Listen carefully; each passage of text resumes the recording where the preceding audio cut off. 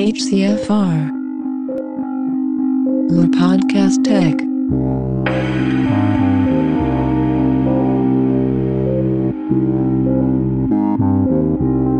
We know the air is unfit to breathe, and food is unfit to eat.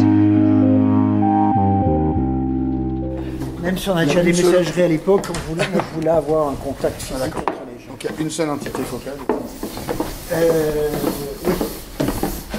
Alors maintenant, on a grossi, parce qu'on a racheté NEM en 2011, donc bon, Focal reste Focal, Oui, Focal ouais. Genlab. Chacun Il y a garde son E identité. NEM bon, qui a son entité, et puis une holding qui s'appelle Vervent au-dessus, qui effectivement assure la consolidation, mais les deux marques restent très bien. Donc Sébastien, le directeur de la communication, a tout le service, parce que moi quand j'ai rejoint Focal, donc il y a 24 ans, venant de la presse, une des premières choses que j'ai fait, c'est de créer un service communication. Voilà, et donc on est vraiment autonome à ce niveau-là, du print jusqu'à tout ce qui est Internet. Les directions industrielles, informatiques.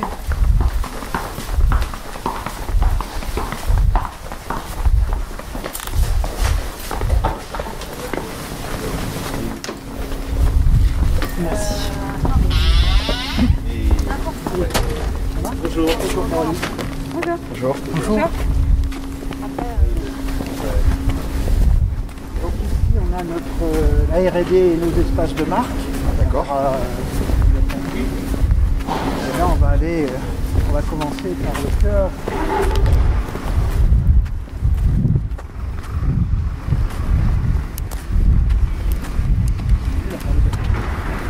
Ici, toutes les fabrications. Vous disiez une grosse partie ici. Je dirais tout ce qui est classique, c'est intégralement fabriqué chez nous. Tout ce qui est new media, hormis Dome, c'est bon pour des raisons bien évidemment de coût, voire de sourcing. Ça vient d'Asie. D'accord. On est aujourd'hui, je dirais qu'on est à 75% de notre chiffre d'affaires est made in France. D'accord. Y compris dans le car audio. La plupart, et, ça c'est vrai. Ouais. Mais les choix sont simples. Chaque fois qu'on estime qu'on a une valeur ajoutée, principalement au niveau du HP, et Ça, voilà, oui. on fait ça. D'accord. Merci. Alors c'est pas toujours simple, parce que les commerciaux, ils aimeraient un super produit pas cher, bien évidemment, c'est bien. Oui, bien Et, sûr. donc, et puis il y a des fois, il faut se dire, ça vaut le coup de positionner le produit pas cher.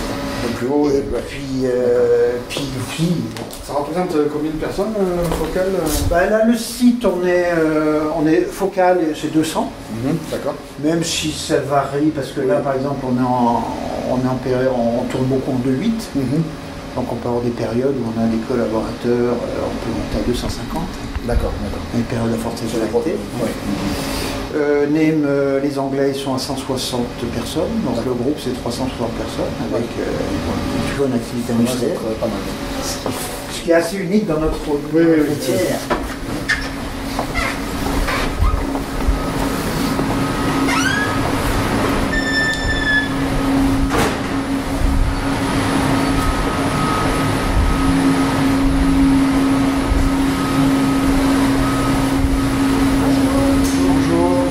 Donc là, on commence par le début, les membranes, qui est notre obsession, et on est un peu furieux. Oui.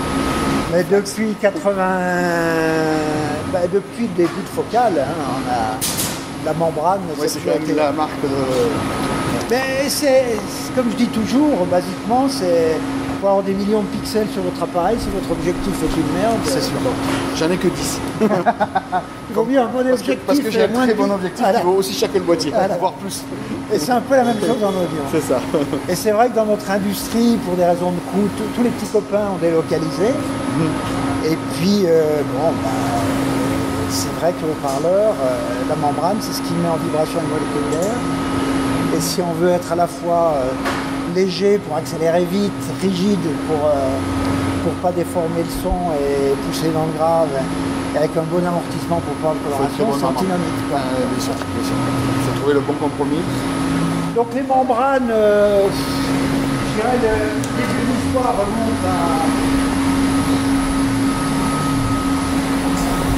remonte aux années milieu des années 80 avec les premiers sandwichs. Ça va plus? Et à l'époque, on faisait des sandwichs en utilisant du Kevlar.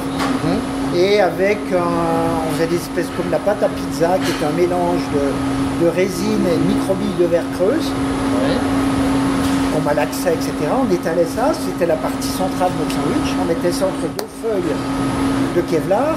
On mettait ça dans des traits, des outils, à peu près les mêmes qu'aujourd'hui. On mettait ça au four et voilà. Et il y avait 30 à 40% de rejet. Et je sais quand j'ai rejoint Jacques Mahul, donc en 90, les premiers jobs qu'il m'a dit, tu veux pas t'occuper des membranes en Kevlar, et là, effectivement, c'était essayer d'industrialiser ça. Donc ça a évolué après, parce que on n'arrivait pas à avoir quelque chose. Alors c'était bien dans le grave, c'était des membranes légères, très rigides, et bon, par contre dans le médium, il y avait tellement de variations que c'était un vrai cauchemar. Et donc après on a remplacé la partie centrale par des mousses.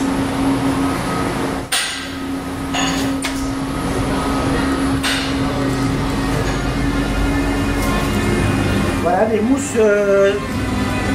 C'est des mousses.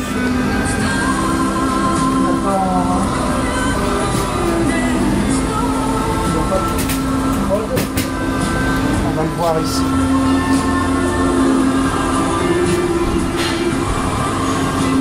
Voilà, donc vous avez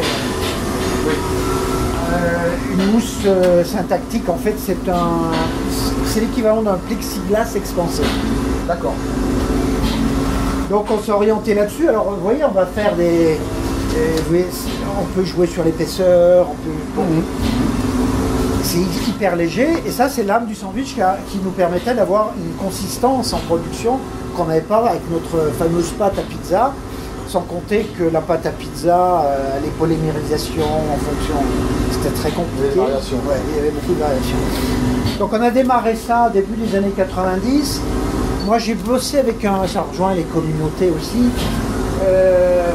parce que là c'était les débuts des composites, et nous à l'époque, ces mousses, on les avait dédiées, elles étaient utilisées pour des structures aérospatiales, mais personne ne les utilisait en fine épaisseur. Et c'est des grands cubes expansés, et quand on les tranchait, on avait des variations de densité. Donc on n'avait pas réglé notre problème. Et là, j'ai rencontré un mec qui est un passionné d'aéromodélisme, qui faisait des compétitions, et qui, par passion, bidouillant, était devenu un expert pour travailler ces fameuses mousses. D'accord. Un mec à Vierzon.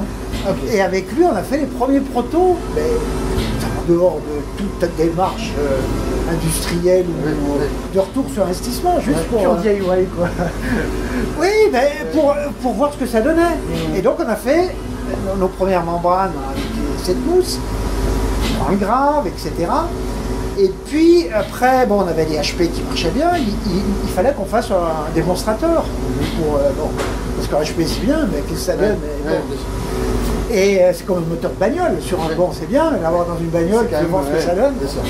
Et donc on a fait la première Grande Utopia en 95, qui est un produit concept pour valider nos membranes W, qui sont ces membranes, pour voir ce que ça donnait. Et la première Grande Utopia, donc de 95, c'est un produit concept. Et on a mis le prix à un niveau tel d'être sûr pas en vente, parce qu'on était incapable de fabriquer ça en série, parce qu'on était incapable de gérer nos épaisseurs de mousse.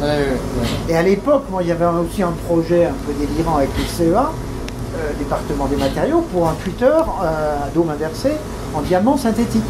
Ah oui, d'accord. Et donc, le projet était d'évaluer tout ça. On a fait la première Grande Utopia. Et on l'a présenté dans le salon en tant que produit concept. Et là, malgré le prix, il a eu des commandes. Ça, c'était la grande galère. Il a fallu démarrer le truc et tout. Et bon, et donc après, moi j'ai embauché un mec qui est toujours là, Bruno de Nouvelle, qui est un mec qui avait bossé dans le domaine du vélo. Pour le vélo de Chris Borman, qui était un recordman du monde à l'époque. C'est vous qui êtes passionné de vélo, exactement. Et qui avait fait, etc., une bonne expérience dans le domaine du vélo. Et moi, j'ai embauché pour un CDD de 6 mois pour commencer à développer les machines, parce que c'est pas le tout de trouver des trucs. Ouais, il fallait industrialiser le Nous, process. l'innovation, elle est en process. Ouais, ben oui. Et donc, je l'ai embauché. À l'époque, on avait encore le premier bâtiment, il était au milieu d'un grand hangar, à bidouiller ces trucs. D'accord. Et ça, c'était en 95. Et là, oui, 20 ans bientôt après, il est toujours là. Ouais. CDD de 6 mois. Oui, c'est transformé. Hein. Voilà. D'accord, d'accord. Et donc, c'était le début d'une aventure incroyable, parce qu'à l'origine, donc remplacer c'était la pâte à pizza par ça. Et puis petit à petit, on a appris à maîtriser nos épaisseurs. Et c'est devenu un Lego, Ouais. qui est devenu génial. D'accord. Alors après, Donc vous le produisez, enfin, vous le formez intégralement ici. Oui. mais intégralement. Alors c'est dommage, il n'y a pas de formage ce matin. Non, mais c'est pas grave. Donc là aussi, la première machine, c'est le formage. C'est en fait, vous avez un chauffage infrarouge. Oui. On est proche du point de fusion.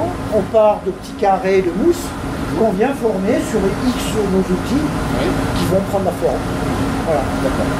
Et l'épaisseur de départ, c'est celle-là? Non, on a Non. X épaisseur. D'accord.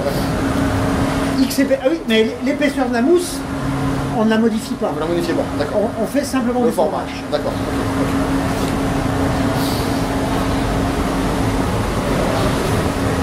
Donc comme on est des furieux et que là encore une fois, on ne pense pas seulement retour sur l'investissement et autres, nous, on gère des centaines de références différentes. Pour chaque nouvelle enceinte, on va développer un nouvel HP. Développer le nouvel HP. Ah oui, d'accord, parce que le baflage et autres. Oui, oui. Beaucoup réutilisent. Ah oui. Mais Après, nous, c'est moins bien adapté peut-être. Mais nous, comme vous allez voir, toute l'organisation est basée sur ce D'accord. schéma un peu en Lego.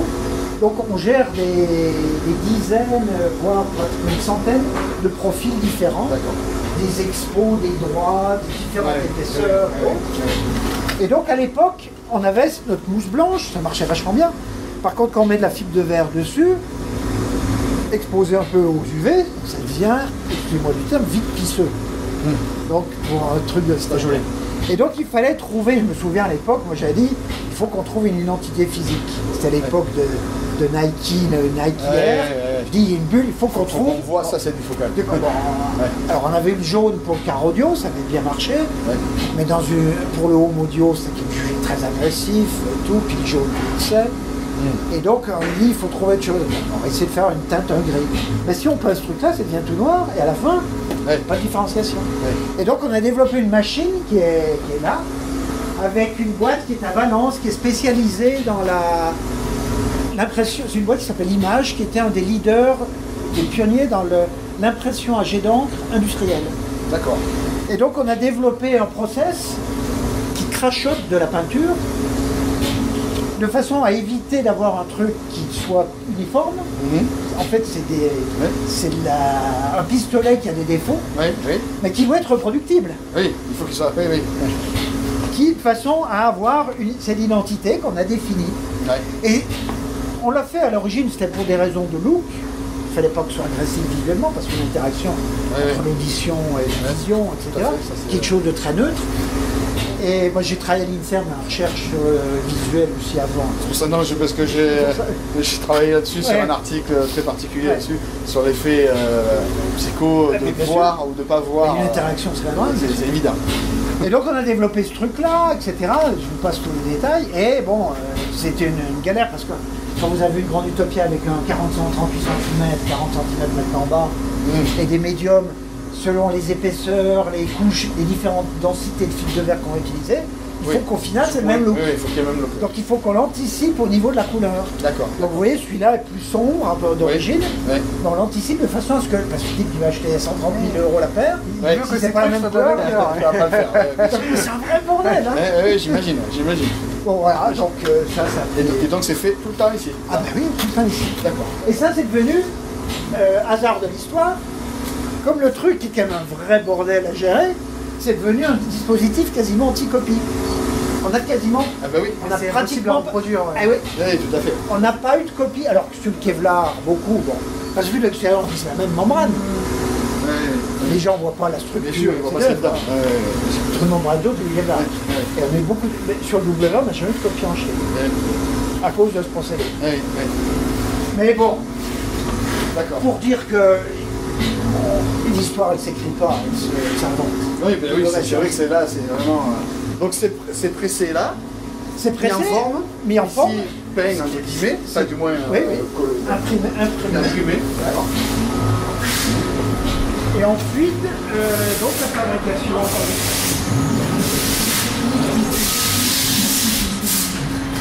Bon, en fonction, on ne gère pas les stocks intermédiaires, c'est en fonction des besoins. On est tout en tiré. D'accord. Par les... En fonction des besoins, on fabrique, ouais, on est en flux tiré. D'accord. Donc là, c'est des cônes pour l'automobile, on est toujours en Kevlar. Donc on a une fibre de verre derrière, on a notre mousse au centre.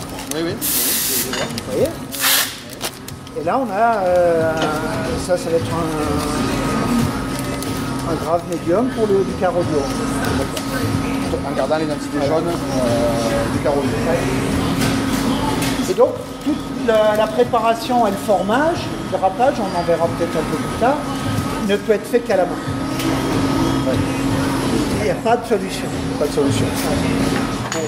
Là, en l'occurrence, ici, on met la feuille de feuille. Ben voilà, ouais. Vous allez en frapper là? Maintenant? Pas du tout. Dans combien de temps? Ça vit. Ok.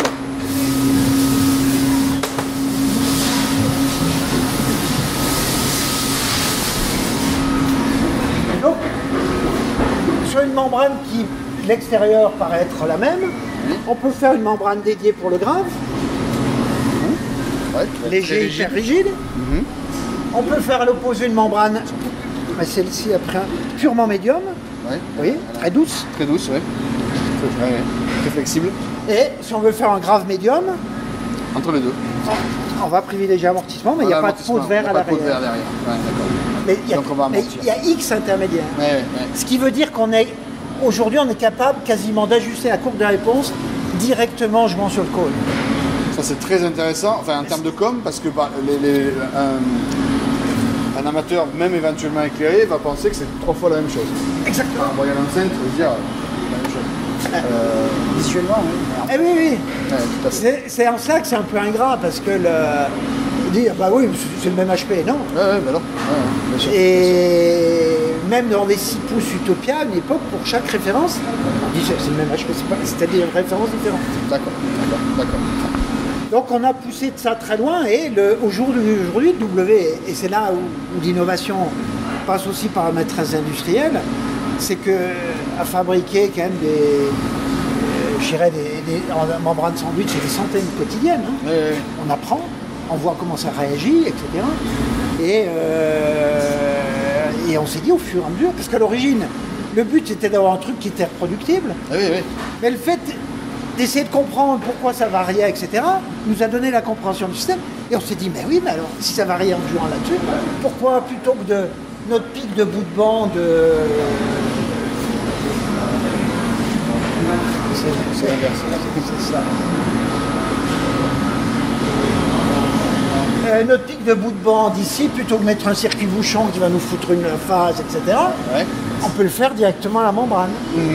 Donc, Oui. parce qu'on ne corrige jamais parfaitement un défaut mécanique, électriquement. Bien sûr. Et au final, il reste l'élément mécanique, le transducteur. Oui, bien sûr. Donc ça, c'est notre credo. D'accord. Et ça c'est... Bon. Non, c'est très intéressant. Après, la principale limitation, c'est le coût. Oui. Oui, Alors, parce que nécessairement. c'est le drapage à la main. Oui, parce que c'est fait à la main. D'accord. Alors ça, c'est le cône. Après, c'est le début de l'histoire, parce que vous avez un bon cône. Après, il va falloir le découper. Bien sûr. Mais découper un sandwich comme ça, C'est pas simple. si vous l'emboutissez, vous flinguez le sandwich. On éclate tout. Ouais. Ah oui. Donc pendant des années, il était coupé à la main au cutter. C'était la seule solution qu'on avait. Ah oui, d'accord. Jusqu'à Utopia 3, où effectivement à la main, selon l'opératrice, on avait un bout de bande qui pouvait varier. Ouais. Et pour Utopia, il fallait que ce soit toujours à l'intérieur.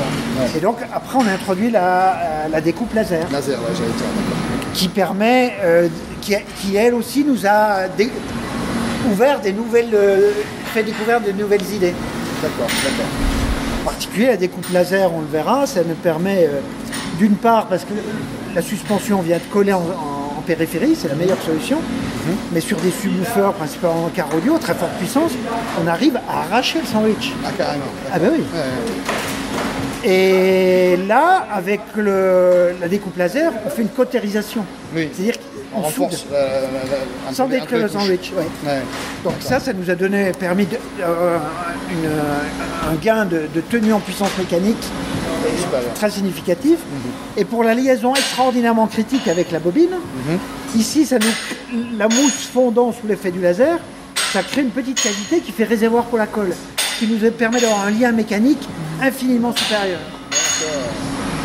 Ça, c'est pas... Alors qu'avant, notre mousse avait tendance à absorber la colle, qui se dissipait dans le cône, et le cône n'était pas parfaitement homogène. Oui, je comprends. Et là, ça permet d'avoir une liaison mécanique, support Et une bobine reproductibilité. et reproductibilité. Et à chaque fois, comme je dis, c'est des micro-poils. Et au final, quand vous avez deux systèmes qui sont rigoureusement identiques, vous avez une espèce de focus. C'est comme vos verres lunettes, hein, bien sûr. c'est du flou. Hein. Bien sûr. Et là, ça devient d'une netteté incroyable. Et là, il faut se battre sur des pouillèmes. D'accord. Et maintenant, elles sont toutes découpées laser. À tout laser. D'accord. Depuis Utopia 3 2008. D'accord, d'accord.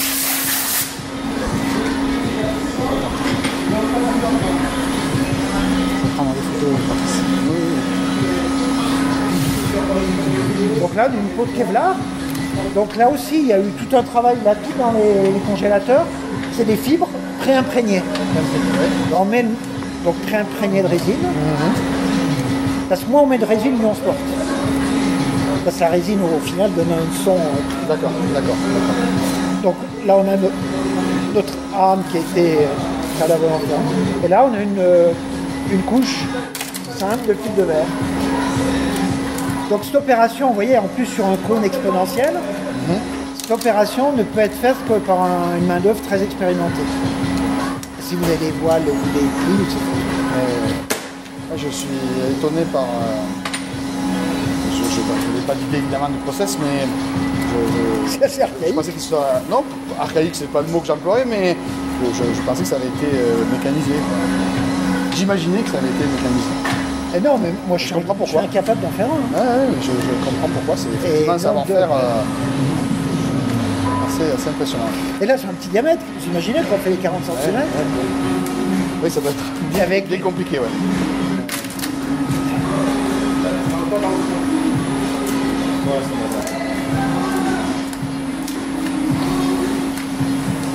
D'accord, effectivement.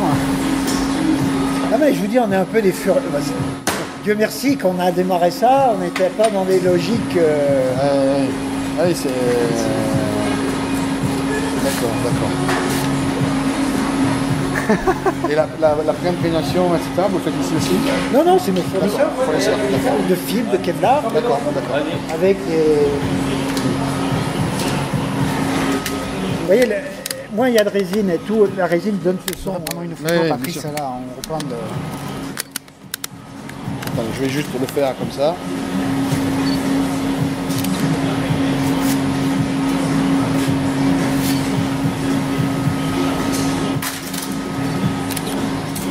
Nickel. Merci. Oui, c'est... D'accord, donc les tissus pré-imprégnés arrivent avec différentes épaisseurs, le moins possible. Ah non, il y a différentes densités. Différentes densités. Parce que pour des woofers, par exemple, on va ajuster la masse avec la densité de la fibre de verre. Certains HP, on va utiliser des tissus pré-imprégnés pour ajuster la masse pile poil. On va rajouter encore une couche de tissu au milieu du sandwich. Il y aura la mousse, plus un autre tissu entre les deux feuilles de verre. D'accord. Certains HP peuvent avoir deux feuilles de verre en frontal, en arrière. D'accord. Je vous dis, c'est un puzzle, il y a X D'accord. combinaisons. D'accord.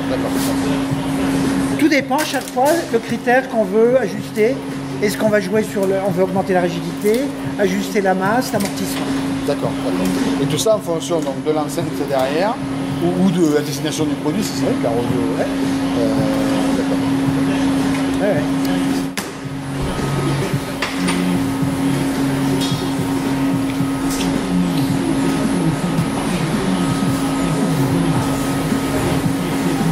Manu, vous formez pas des presque plus de plaques. Et Oui, j'ai vu que. on est en attente et donc peut-être fin novembre. Alors, on regarde les dernières vraiment si au cas où. Là, on a une demande tellement dingue qu'on Pas de a. souci. Oui, on est. Tant mieux. Tant mieux. Vous disiez tout à l'heure d'ailleurs que la production était assez saisonnière. Il y a vraiment des saisons. Non, où historiquement, la hi-fi, c'est quand même plutôt l'hiver. Oui, bien sûr. On le voit nous aussi. Hein. Le car audio, c'est printemps-été. Oui. Donc, ce qui est complémentaire, c'est bien. Oui. Mais nous, bon, on a L'été, quand on même. est en vacances. Ouais, même si nous, à l'export, bon. Oui. Non, je dirais qu'il y a. Moi, le plus creux, oui, c'est mai-juin. Il y a un écart, il y a. Oui, nous, dans notre. Même si ça s'est lissé beaucoup. Ouais. Il y a 20 diversifier 30%. votre activité. Ouais.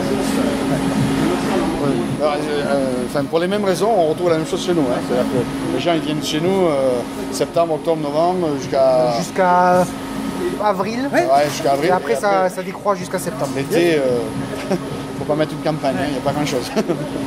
Donc ça c'est donc les sandwichs, donc c'est je vous dis de premier brevet 86, on avait posé donc il y a plus de près de 30 ans d'opiniâtreté qui nous ont permis à chaque fois de progresser. D'accord. Et puis excusez-moi, ces technologies-là, vous les produisez que pour la marque Focal.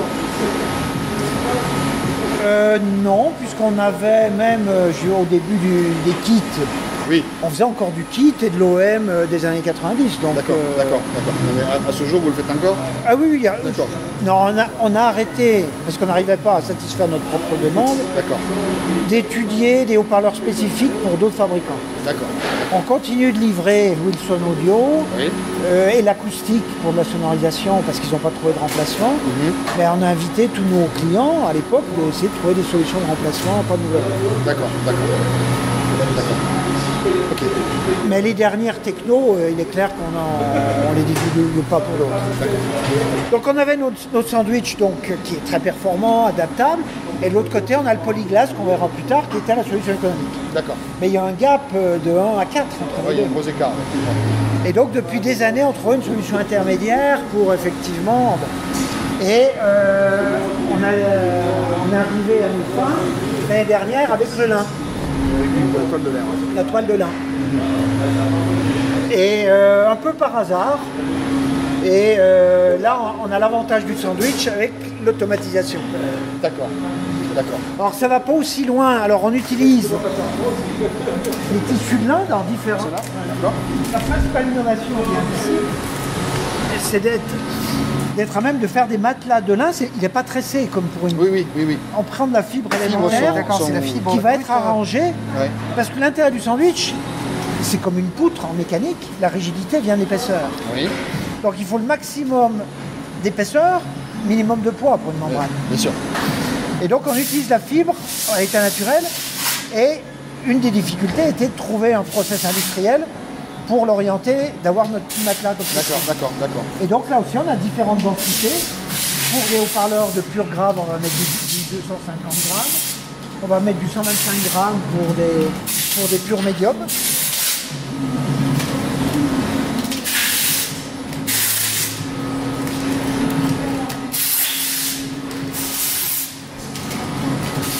D'accord. Et donc ça c'est un fournisseur qui vous les livre comme ça. Donc il y a les gens le lin qui vient de France, en plus Oui. le lin c'est la fibre de lin française est une des meilleures au monde Oui, du oui, fait des conditions climatiques, en Flandre, Picardie et tout ça. Et puis on a trouvé un partenaire qui est un type aussi un Géo trouve tout, qui a développé les process effectivement pour affibrer D'accord. ça. Et J'ai donc, vu des choses similaires chez un tisseur à l'Île-sur-Sorgue, Provence, là, qui lui est plutôt sur de la laine et qui en fait a un procédé similaire de non-tissage pour dans la fabrication, c'est dans la partie isolante en fait. Ça me rappelle donc après nous on fait donc la grosse avancée c'est que là on a un sandwich préparé, D'accord. il est fait comme ça, Il est tout préparé. il est fait à plat. Ouais. Et donc on a développé cette machine qui Il va le former. va le former en notre... D'accord. Et là, ça nous permet d'avoir des sandwichs un peu moins performant que ceci parce qu'on ne peut pas aller sur des épaisseurs très élevées, mais un véritable sandwich qui va quand même très au-delà de ce qu'on a en monomatériau. Un monomatériau, d'accord, d'accord. Avec un process qui du coup coûte moins cher. Enfin, Ah ben, il n'y a pas, en termes de temps, c'est des choses qui sont automatisées. Il n'y a pas de chance, on n'a pas de fabrication ce matin. Mais c'est vrai D'accord, d'accord. qu'on a un peu Donc, en... elles sont pressées là. Oui, oui. Et donc les machines, c'est nous qui développons nos machines. Il n'y a pas d'innovation, c'est le process. D'accord, d'accord, d'accord. Donc c'est le même process que là, si ce n'est que là, le formage passe la fibre. Alors c'était compliqué parce qu'on a au final...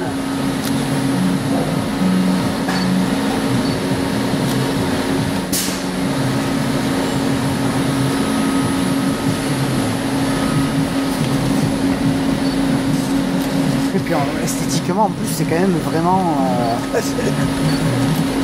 Non mais c'est vrai, hein, C'est un peu babacool. Ouais. Voilà, on obtient ça en sortie de... D'accord. Donc vous voyez, il y a très peu de résine. On a quelque chose qui est très mat, C'est très fin, ouais. très amorti. Alors un des problèmes qui s'est révélé être un avantage, c'est que nos autres membranes ont toujours été isotropiques, c'est-à-dire qu'elles ont les mêmes performances dans toutes les dimensions Toutes les dimensions, toutes les directions. du plan, dans toutes les directions. Là, on n'est pas isotropique, puisque la membrane, la rigidité du sandwich, elle est obtenue par le fait que la fibre de lin n'est absolument pas élastique. Oui. Une fibre de lin, alors c'est ça qui est quand même incroyable, c'est qu'on utilise du lin depuis les Égyptiens, mais la fibre de lin en élasticité est proche de la fibre de carbone.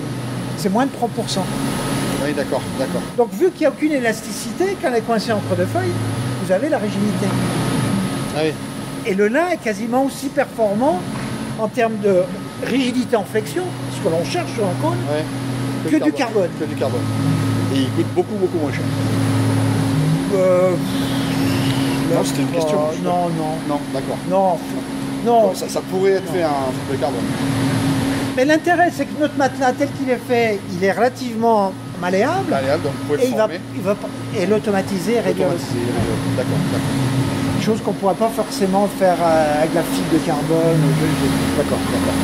Parce qu'on avait essayé de faire, c'est d'utiliser toujours la fibre de papier, la fibre de cellulose, parce que ça reste quand même une bonne membrane en carton, papier. Ouais, ouais, ouais. Ça reste quand même souvent un bon compromis. Ouais. Et donc utiliser une membrane en pulpe de cellulose avec des feuilles de verre, etc.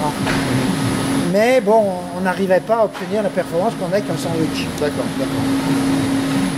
Voilà, donc ça c'était une grosse galère à développer, c'était Ouais, 3 j'imagine. années. Et des brevets aussi là-dessus, et ça y est, maintenant, on a du mal à suivre la demande. D'accord, d'accord. Et il y a aussi un aspect peut-être, enfin je ne sais pas s'il était écologique, enfin du matériau par rapport à de la fibre par exemple.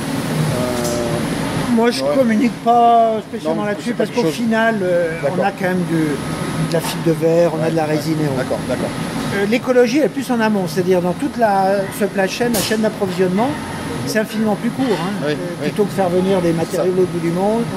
Mais je crois quand même que le lin consomme très très peu d'eau Oui. pour ça. Sur l'amont par rapport à la Voilà. fabrication des... Bon. Oui, oui, oui, tout à fait. Par Parce contre, que, sur la partie recyclage, on va pas raconter des salades. oui.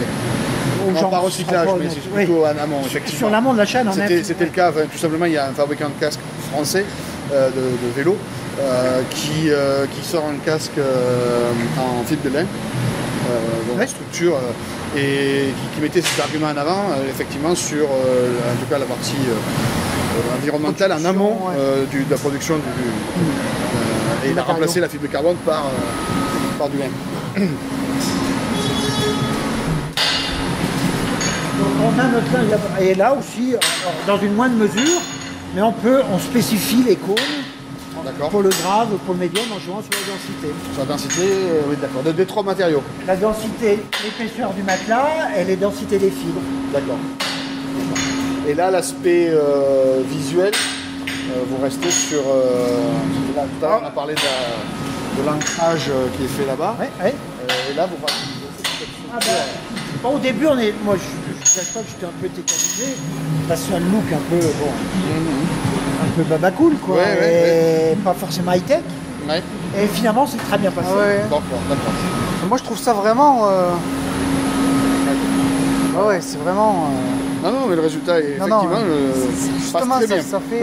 Alors, oui, je vous disais, on a une membrane qui est anisotropique et qui doit être orientée. C'est-à-dire que le HP qui est monté dans son enceinte, il a son orientation. Comme ça et pas comme ça. Mais son énorme avantage, ça veut dire que le break-up du cône, c'est-à-dire la fréquence à laquelle le cône va partir, va commencer à se déformer, n'est pas le même dans ce plan horizontal ou dans le plan vertical. Ce qui fait qu'on a un break-up qui est beaucoup plus diffus. D'accord. Plutôt que d'avoir un break-up très violent, lorsqu'on a une membrane hyper rigide, qui nécessite un filtrage très raide, qui pose des problèmes de phase. D'accord, d'accord. Et du coup, ça vous permet d'utiliser des filtres plus légers. Plus doux. Ouais. Ce qui est bien chez Focal. Mais avant, et c'était une des problématiques des premières membranes sandwich, les Catou, dans les années 80, on avait développé des filtres high slope avec des pentes très raides, parce qu'on avait des pics qui étaient épouvantables. Et pendant des décennies, on s'est battu pour essayer d'être à la fois rigide et de ne pas avoir le pic de bout de bande. D'accord, d'accord. Qui tombe toujours entre les alentours de 1500 Hz, qui est dans une zone très sensible de l'oreille et qui vous fout le médium en l'air. Donc on a... Excusez-moi.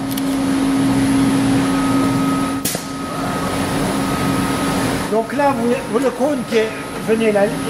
Donc il y a les découpes laser. Donc il est mis en position. Je devrais faire une photo, Patrice. Oui, oui, oui. Je regarde d'abord. Est-ce que je vais...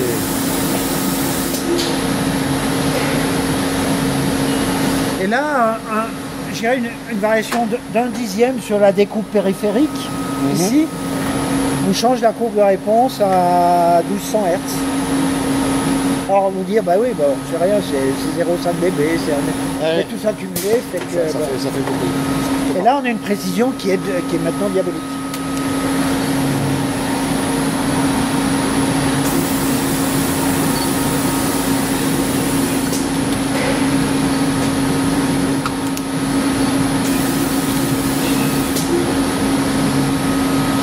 Je vais en refaire une. Bonjour. Bah, c'est sûr que là, plus précis que ça. Ça, ce qui est intéressant, c'est le double avantage de fait dans la précision et ce fameux dépôt de code qui vous permet d'être un peu plus important parce qu'il y a la petite le qualité. rétrain qui est fait.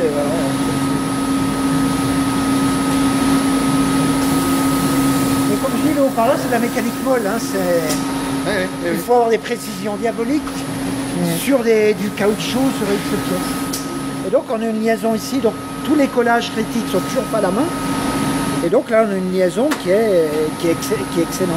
Oui, tout à fait. Il faudra prendre retisser en photo l'opératrice qui fait le cerclage. Je vais le faire.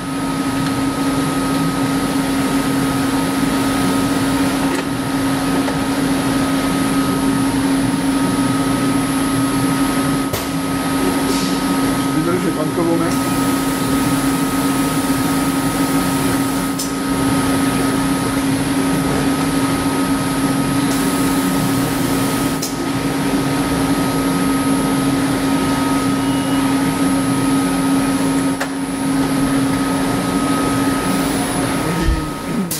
Les mousses suspension, vous les... Ça, c'est caoutchouc. C'est caoutchouc ouais.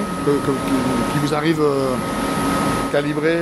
Ah bah, chaque HP a son étude spécifique. Oui, d'accord. Parce que ça aussi, personne n'en parle, mais votre cône qui se déplace, votre suspension, Oui, c'est pas joyeux. c'est clair, c'est clair. Et là, c'est jusqu'à il y a peu de temps, il n'y a quasiment aucun outil de simulation qui, au plan informatique, était assez puissant pour réellement modéliser. D'accord. On commence juste depuis 1 ou 2 ans à réellement arriver à le simuler. De la Et c'est des sujets sur lesquels on Suspension. travaille. Déjà, on a un brevet qui a été déposé en 2008, par exemple, pour la Diablo Utopia, qui est un woofer médium avec de fortes élongations. Oui. Et là, il y a eu un premier travail sur les suspensions avec des formes particulières. Et il y a des choses, on travaille, c'est des sujets sur on travaille beaucoup. On a beaucoup regardé sur nous, enfin chez nous il y a un département, une section DIY qui est très poussée. Et notamment, ils travaillent sur des questions graves, donc des woofers à longue élongation qui sont asservis. Donc on met un petit un accéléromètre qui est fixé à la membrane, enfin au cache, et qui va donc mesurer et puis éventuellement essayer de... Bref. Et justement, eux avaient fait des petits films en caméra haute fréquence pour voir les déformations. Ouais. Et c'est vrai qu'il y a certains résultats, c'était assez époustouflant. On voyait la membrane, sur quelques impacts très... surtout que là, si on parle d'élongation d'un pouce, enfin des choses vraiment longue élongation. Quoi. Mais même dans le médium. Oui, j'imagine, oui. Et dans le médium, c'est très très critique. Ah, le médium est critique, ça c'est clair. Et nous, c'est chez Focal, bon, moi ça a toujours été mon obsession. Et là, c'est vrai qu'aujourd'hui, il est clair, vu l'expertise qu'on a eue sur la maîtrise de nos cônes, sur dosage, masse, rigidité, amortissement, tout naturellement l'étape va côté de la bobine et côté de la suspension. Oui, bien sûr, bien sûr. Donc voilà des cônes en W, vous voyez que ça Voilà, c'est du pur ils sont- grave, c'est hyper léger, Ouais. hyper, C'est comme c'est léger. c'est incroyable. Hein. Ouais, ouais. C'est vraiment... Nous,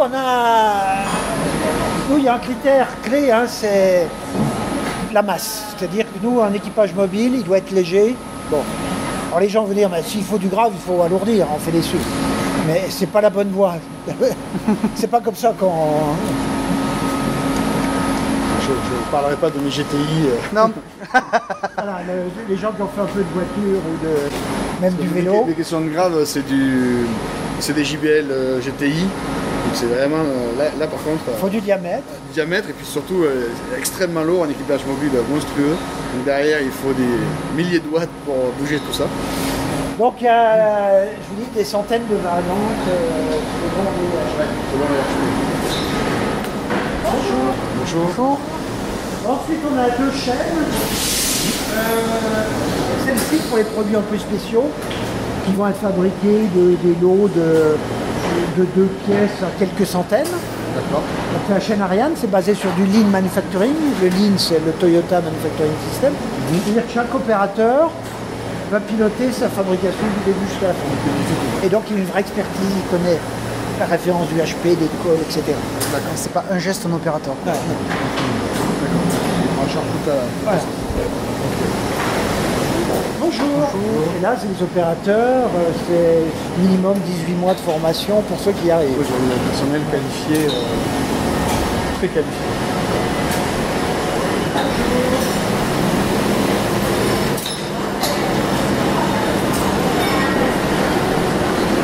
Il n'y a pas d'assemblage de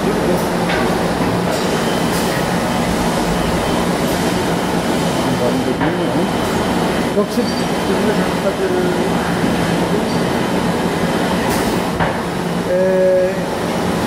Donc vous avez la bobine. Alors après, vous avez bon, le support aussi. Hein. Le support Kapton, aluminium, ce qu'on veut faire. Bon. Et la liaison entre effectivement le support de la bobine et le cône est hyper critique. Et toutes ces opérations sont toujours faites à la main. Là où les concurrents mettent des tolérances, c'est la colle qui fait le lien. Nous, il doit y avoir un lien mécanique entre le support et le cône. D'accord, c'est-à-dire que le support va toucher le col. Il y en a qui sont partisans de tout découpler. D'accord. Nous, zéro découplage. On est en plus derrière. D'accord, Parce que c'est du détail, c'est du piqué au final. d'accord, d'accord. Et donc toutes ces phases sont toujours faites sont faites ici sur ces postes, D'accord, sont d'accord. faites à la main. La création de la bobine, elle est sous-traitée. On fabriquait nos bobines il y a encore une vingtaine d'années, jusqu'au jour où notre fournisseur de fils de cuivre, qui était suisse, de cuivre ou d'aluminium, a cessé son activité et il n'y a plus qu'une source qui était Taïwan pour acheter le fil. D'accord. Donc là, il n'y a plus de... bon. Mais on a X fournisseurs et toutes les bobines sont bien évidemment sur mesure, etc. Oui, oui. D'accord. Parce que même une bobine, c'est... D'accord. Et donc là, l'assemblage se fait à la main, collage. Oui. Là, vous avez le collage, ensuite on a le collage sur du réel. Donc là, voilà, le collage a été fait, vous voyez, avec le positionnement de la tresse, hyper critique, la distance, parce que c'est corps vibrant, un Miller, ça vibre 1000 fois par seconde. Hein. Donc son mode de vibration doit être calé, sinon ça crée des distorsions, alors qu'ils seront à moins 30 ou moins 40 dB en dessous, mais c'est de la distorsion. Et donc ça, c'est des phases très très critiques.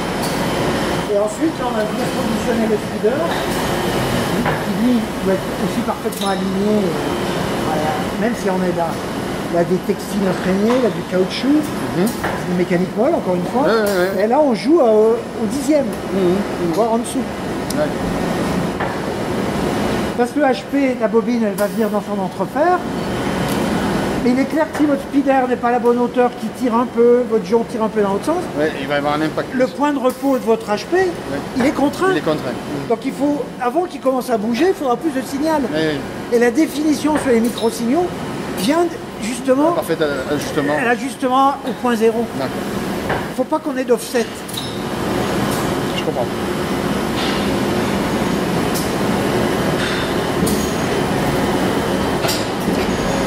Donc là, on a notre équipage mobile qui est quasiment complet. Donc chaque HP, on va lui faire son gabarit avec pour le positionnement hauteur, etc. On va faire une photo, Patrice, là, de l'opération. Là aussi, chaque speeder est spécifique à chaque HP, hein, aussi, hein, c'est évident. Hein. Chaque bobine, chaque speeder, chaque suspension fait partie intégrante du paramètre du HP. On va vraiment loin dans le... Mais oui, c'est le prix de la qualité. Après,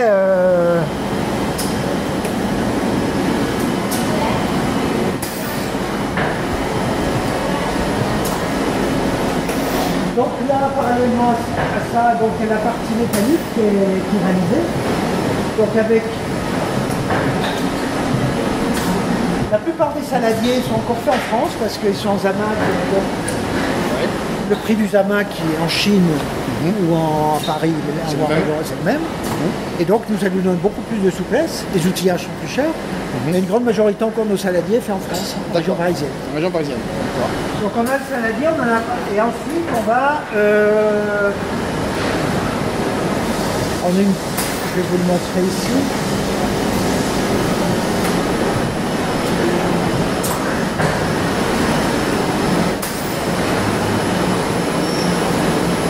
Donc on a une ferrite, la pièce de fond qui est monobloc, voilà, et on a la plaque de champ qui est fixée au saladier, et on crée notre entrefer. Et bien évidemment à ce stade-là, il n'y a pas d'aimantation. Oui, il n'est pas aimanté. Alors côté du magnétisme aussi, moi je pourrais passer la journée à parler du magnétisme. Le but étant de reboucler toutes les lignes de champ magnétique, de manière la plus uniforme possible, etc. Donc là aussi, les ferrites, avant, moi je sais que il y a 20 ans encore, on les achetait en France. Philips avait des usines à Bagneux. Jusqu'au jour, on a vu que Philips Bagneux nous livrait des ferrites qui venaient de chez nous. D'accord. Ça les prendre directement. Non, mais c'est triste. Il y a, malheureusement, et la Chine a le monopole de tout ce qui est aimant. D'accord. Ils ont un monopole de beaucoup de choses. C'est vrai pour des aimants, surtout en production. Des ferrites ou des terres rares pour des applications plus haut de gamme. Bien sûr. Il y a... Effectivement. Voilà, donc là, il y a le point de confluence de convergence et l'assemblage entre la partie statique et la partie mobile.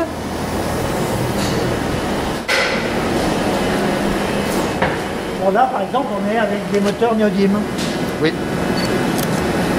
Donc là, préalablement magnétisé.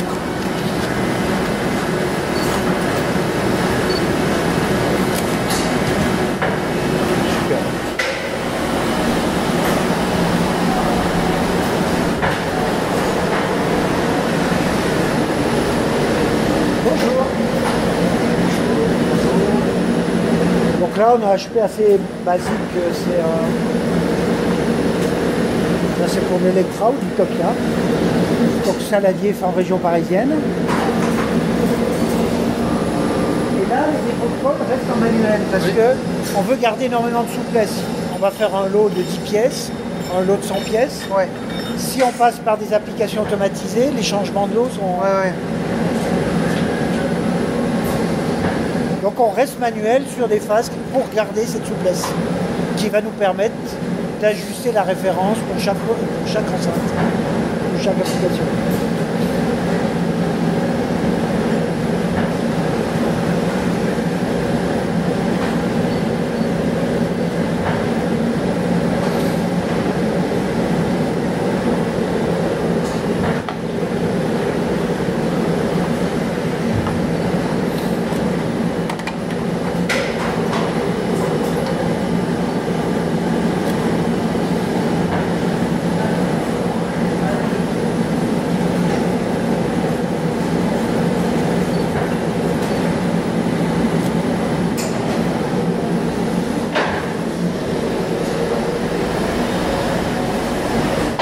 Là, vous voyez, on a un changement en transition de série. Oui. Et là, il y a connexion des tresses sur le bornier, Sur le bornier, d'accord. par vis, parce que ça, c'est de l'Utopia pour du cardio, ça. Là, la connexion par bornier à vis. Sinon, les autres sont soudés. D'autres sont soudés. Ensuite, magnétisation. Là aussi, les machines à aimanter pour...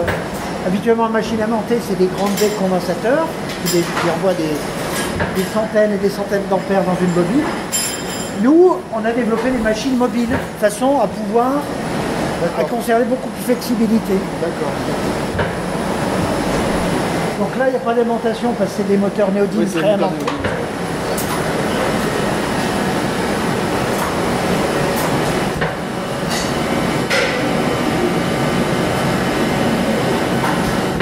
Ça, c'est un activateur. Là, on vient mettre en place ce qu'on appelle une pièce de phase ou un cache-noyau. Là, on met plutôt une parabole.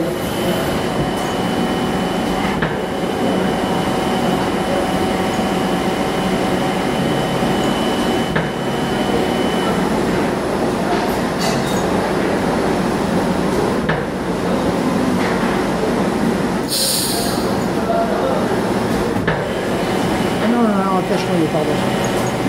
Cache-noyau en forme de parabole. Et donc là, c'est compliqué parce qu'il faut qu'on vienne presser sur une pièce qui vient juste d'être terminée, qu'on va dire déformer, sans la détruire, pour un collage qui doit être à même de résister pendant 30 ans, voire plus. Parce qu'un haut-parleur focal, à l'inverse de beaucoup de nos concurrents, nous, comme on utilise des butiles synthétiques, la suspension est inusable, elle ne part pas en poussière. Alors qu'il y a beaucoup de HP des années... parce qu'on utilise des mousses qui coûtent beaucoup moins cher pour les suspensions plutôt que du butyle. Oui.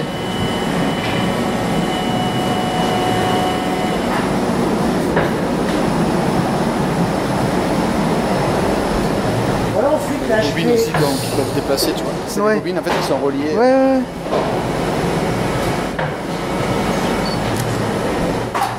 Donc après un test de FFT, Rub and Buzz, etc., tout ce qui est informatisé. Oui. Avec Clio. Et on était d'ailleurs on était les premiers à travailler avec Clio. On a développé le système de contrôle qualité. D'accord. Ça, il y a 25 ans de ça.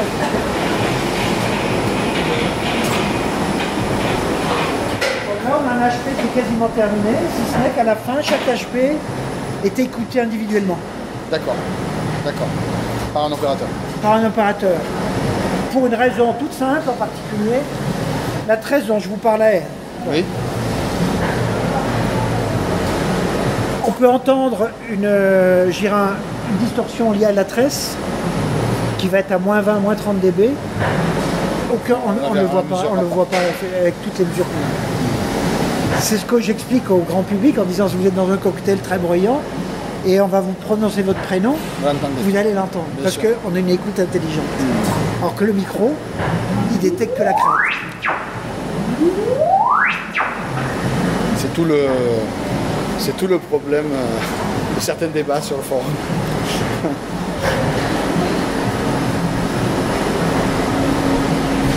Donc ça c'est la chaîne Ariane qui nous fabrique des HP de haut de gamme, De haut de gamme. 30 gamme. Voilà. D'accord. Et on en fabrique en moyenne ici, en 2 postes, on fait 5 à 700 par leur jour. D'accord, jour. De manière qu'il reste très manuel, très artisanal, Très artisanal. avec des opérateurs hyper qualifiés. Je vais juste aller.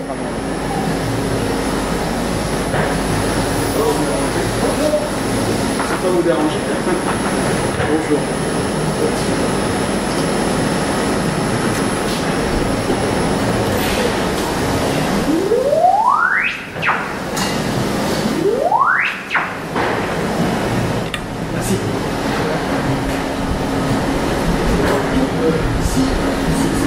Taille de par là. Sauf les tweeters. Sauf le Twitter. De 4 pouces à 40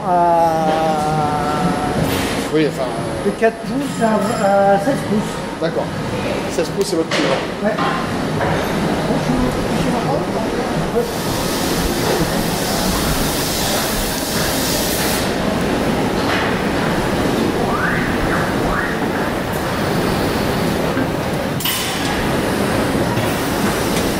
Bonjour. Donc ça c'est notre chaîne. Lorsqu'on est venu s'installer ici, j'avais lancé un projet avec des équipes de prod, parce qu'à l'époque nos anciennes d'entrée de gamme, c'est les Tantal à l'époque, utilisaient les HP, enfin il y a des charges en Thaïlande. Il y a telle variation, tout. Et on avait une expérience 2-3 ans avant sur les Twitter qui avait réussi avec le TPC, Twitter pas cher. Et j'ai relancé un défi avec des équipes de prod quand on a vu s'aménager la chaîne PMMC. D'accord. Et on s'est dit, est-ce qu'on est capable de faire une chaîne pour réduire les lead time, de façon à relocaliser nos fabrications d'entrée de gamme. Parce qu'on pétait les plombs avec toutes ces variations et tout. Et donc on a lancé le projet PMMC, produire mieux, moins cher. D'accord, d'accord. Et à l'époque, en HP focal, avec les cols qu'on utilisait, avec des solvants, il fallait 8 heures entre le début de la fabrication et le moment où on pouvait le tester. D'accord. Et là, on a travaillé furieusement avec les fabricants de colle et on est passé de 8 heures à 9 minutes. Oui, curieusement. Oui, alors là, Et on a automatisé toutes les phases qui étaient, en gardant toute l'attention au détail. Et c'est les mêmes phases et on a automatisé les intermédiaires. D'accord, d'accord. Là, donc, c'est la mise en place de la plaque de champ. Là aussi, la plaque de Elle est champ. collée Non, c'est un joint de silicone. Ah, d'accord. Pour éviter les petites vibrations qu'on ne mesurera pas forcément. D'accord, d'accord. C'est un joint de silicone, c'est pas une colle. Et c'est serti. Au final, c'est un Ah ouais, sertissage. d'accord, d'accord. On ne voit pas là. Oui, d'accord. Ok. Donc ensuite, il y a un encodage des ferrites. Ferrite, oui. Ah, allez-y.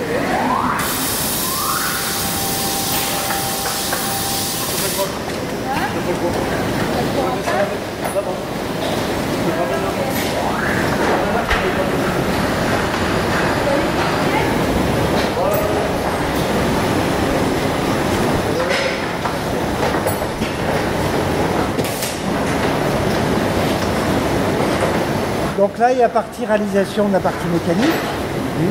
Et puis, l'encollage, comme on est sur des séries plus importantes, Ouais, j'ai tout compris. là, vous allez voir, l'encollage est automatisé. Alors, il y a différentes étapes selon les types de moteurs. Il y a,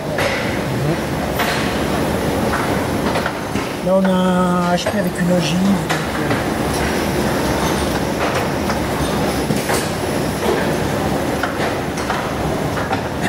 Et là aussi, la chaîne a été développée en interne. Ouais, donc vous avez vos équipes Développement de machines. de développement de machines, c'est ça? Non, c'est pas.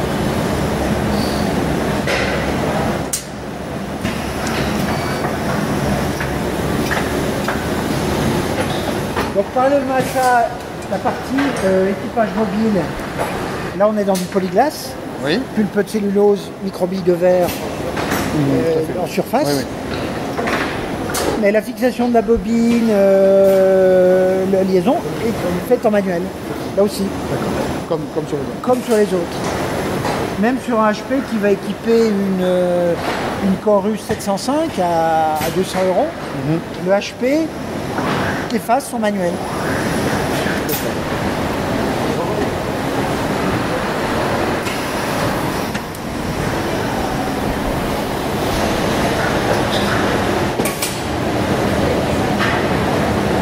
Bonjour.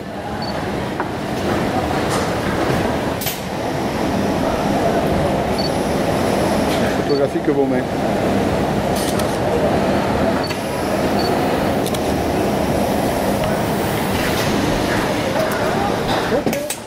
Mise en place du speeder, là aussi. Ouais. Positionnement en hauteur très pratique. Positionnement des tresses, là aussi.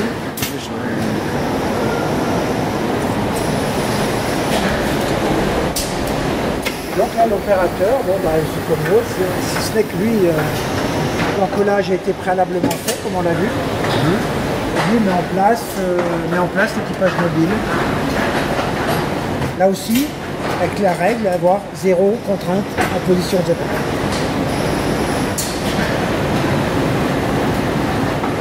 Donc toujours avec une pièce pour le centrage qui permet parfaitement. Oui, bien sûr. D'accord. Parce que le but est d'avoir un entrefer le plus étroit possible, mais bon, Oui, il ne faut pas que ça frotte. S'il frotte, c'est plus belle. Ouais, c'est tout belle. Tout à fait. Donc, ici, on contrôle. Donc là, Donc là, on soude la tresse en sortie.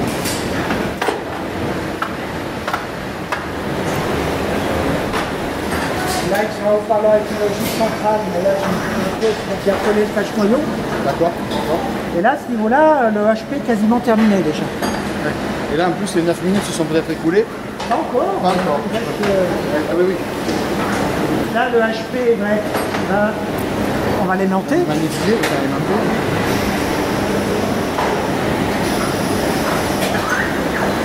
On va voir la lumière rouge.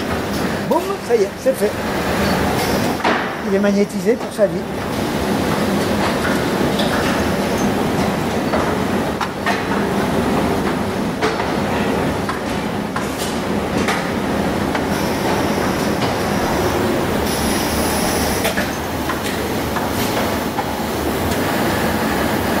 C'est sûr que c'est simple, hein? Ouais. Ouais, c'est ça.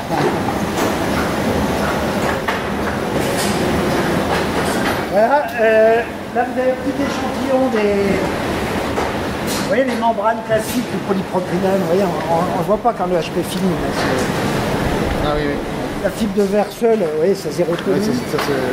ça tient pas, ouais. Le Kevlar, c'est un côté très, très clinquant.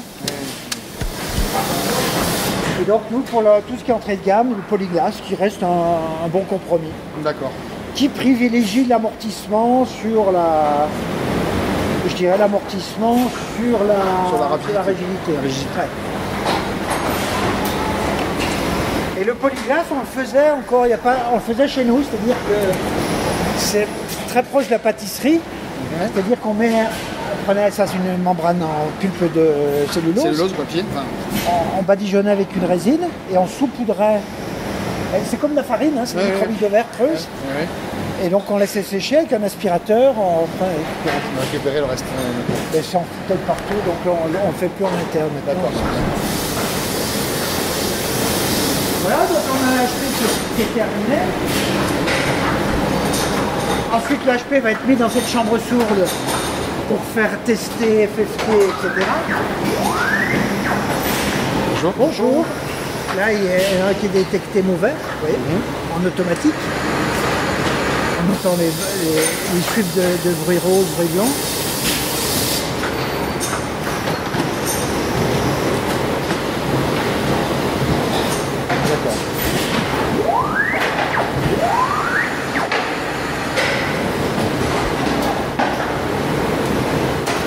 Donc même sur les HP de grande série, parce qu'on fabrique ici, on lance des lots en général, c'est un minimum de 1000 pièces.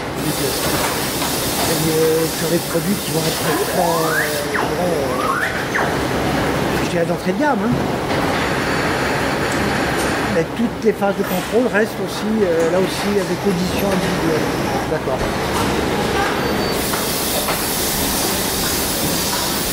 Ça, c'est le PMMC.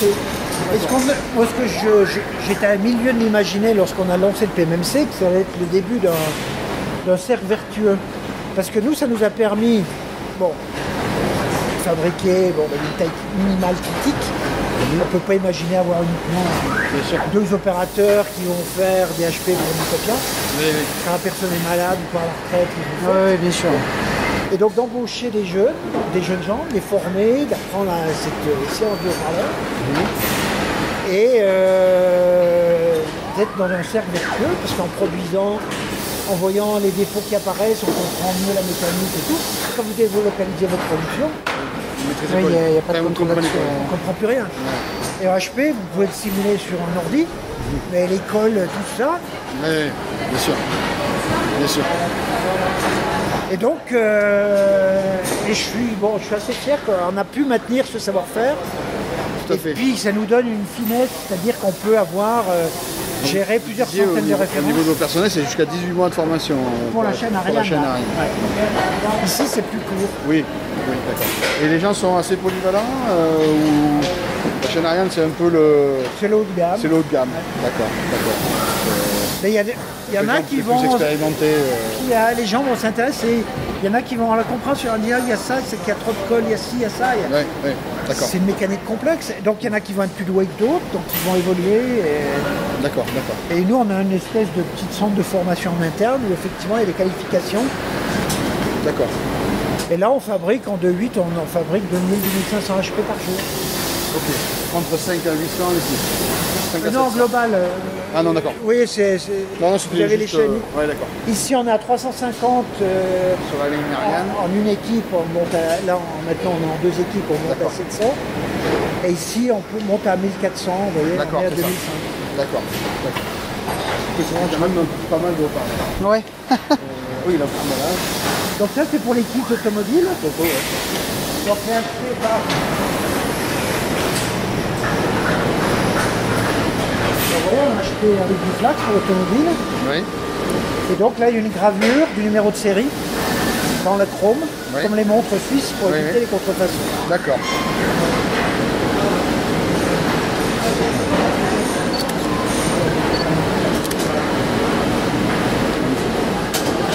Bon contre-jour, impeccable. D'accord. Ça c'est le marquage et ensuite il est emballé.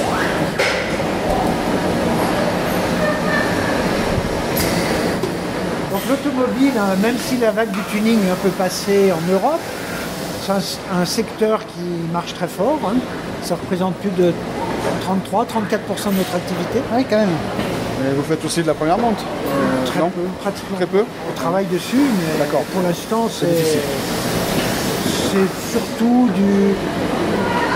En fait, il y a 3 niveaux. Il y a première monte, qui est ce qu'on appelle l'OEM. Oui. Il y a le DOB, qui est le Distributor Option Business, c'est-à-dire que ça va être monté en concession. Oui. Voire, on a travaillé avec Toyota sur les Alphard en fin de chaîne. Ils dérivent et ils équipaient certaines séries avec l'Utopia voiture D'accord. aux Philippines. Ouais, ouais. On avait noté ça. On a des options, bon, en fin de chaîne. D'accord. Mais Donc c'est principalement du tuning. Enfin, du tuning ou du DOB. ouais, voilà. Il y a quelques années, il y a 3 ans, en Chine, par exemple, il y a Volkswagen, qui fabrique les Volkswagen en Chine. Ils offraient une option avec du HP Made in France dedans. Et donc là aussi, c'était monté en concession, etc. D'accord. Et c'est vrai que on ne le savait pas forcément lorsqu'on a développé l'outil industriel, mais un haut-parleur Made in France est devenu un objet de luxe, voire de grandeur. Oui, il y a quand même une grosse... quand vous voyagez, vous avez quand même la sensation que quand on vous dit... quand vous dites que vous faites du produit français, ça a vraiment un impact... C'est pas le fait qu'il soit fait en France, c'est la manière dont il est fait. D'accord. Et le soin maniaque à tous les niveaux, que c'est 30 ans d'histoire du focal. Ouais. Et si on faisait pas, on peut pas déléguer ça à quelqu'un d'autre. Il faut qu'on fasse le boulot. Mais On a une même expérience avec Fender. Fender m'avait contacté, c'était au CEDIA il y a 3 ou 4 ans, à Atlanta, l'année où c'était à Atlanta, en 2010. Et donc des gens de chez Fender qui me disent ce serait bien, est-ce que Focal pourrait nous livrer des HP, on va se lancer dans le moniteur de studio. Je vais être placé en prix, etc. Bon. Et donc j'ai fait une réponse diplomatique à l'époque, j'aurais dit il y a une seule condition, c'est à peu près qu'on fasse du co-branding. C'est une façon élégante de leur dire non. Mais mine de rien, ça finit par aboutir. Et ils ont lancé leur gamme qui s'appelle Transport, qui est des petits moniteurs de studio. Fender Focal. Et les HP sont faits ici, envoyés dans les usines en Chine de chez Fender. Et HP Polyglass, c'est pas sandwich. Hein. Ouais. Polyglass fait sur le PMMC. D'accord. Parce qu'une signature sonore, il y a etc. Et eux, ils ont des usines en Chine. Hein. Ouais. C'est marrant l'histoire. Ouais, parce qu'ils c'est fabriquent. assez- Alors je sais pas s'ils fabriquent des HP, mais ils fabriquent en tout cas des amplis. Oui, mais ils ont toutes les. Oui, Ouais. et je trouvais des Mais en HP tout cas, Chine, il y a rien de plus effectivement, facile. pour Focal, enfin pour Fender, on pourrait dire bon, la marque elle se suffirait elle-même, mais pourtant s'associer avec Focal, c'est effectivement. Donc le cœur de Focal, c'est vraiment ça, c'est le HP.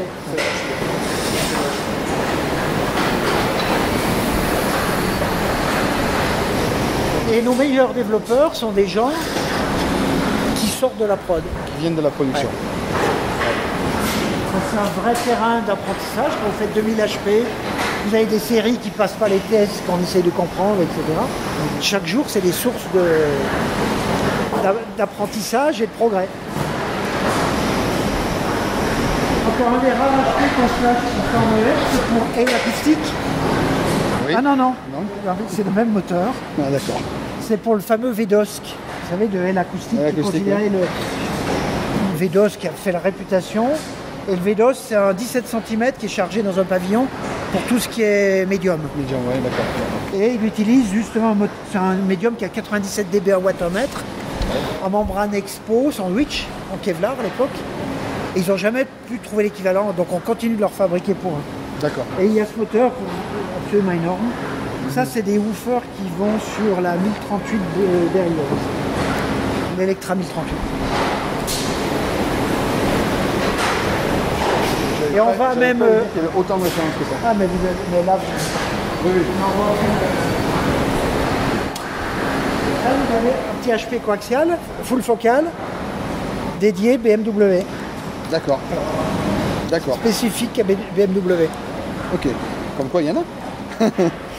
Mais c'est de l'intégration, c'est-à-dire qu'ils Oui. rentrent dans les emplacements d'origine. Oui, c'est ça. Ouais. Mais c'est pas. Ils sont montés par le Ils sont garage ou le concessionnaire. Voilà. D'accord.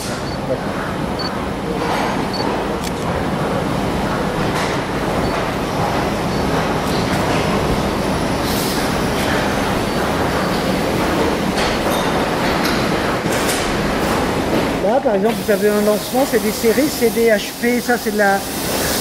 A priori, c'est de la Stella Utopia, c'est la partie périphérique de l'électroaimant. Oui, d'accord. Et là, avec Oui, on les voit que les bobines, bobines, là aussi, les bobines, ces petits trous, il y a des accords de cavité basse réflexe. D'accord. C'est-à-dire au niveau du HP, vous avez Au une niveau du multitude HP. de cavités qu'on va optimiser. D'accord. Vous n'avez pas imaginé le nombre de... Lorsqu'on étudie un nouvel HP, le nombre de couches. Et à chaque fois, c'est des petites distos qui vont s'empiler, qui vont... Donc là, c'est une très petite série. Les grands Utopias, on peut en fabriquer une paire. D'accord.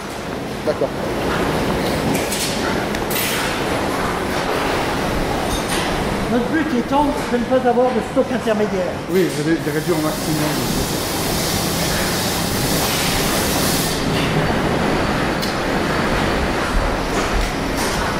Et donc là, tous ces kits, et donc c'est des kits qui restent, tu vois, les kits à moins de 200 €, quoi. Oui. Tout à fait. Et avec un HP, franchement, et ça c'est... Donc, c'est quand même quelque chose sur lequel vous insistez, sur les étiquettes Made in France.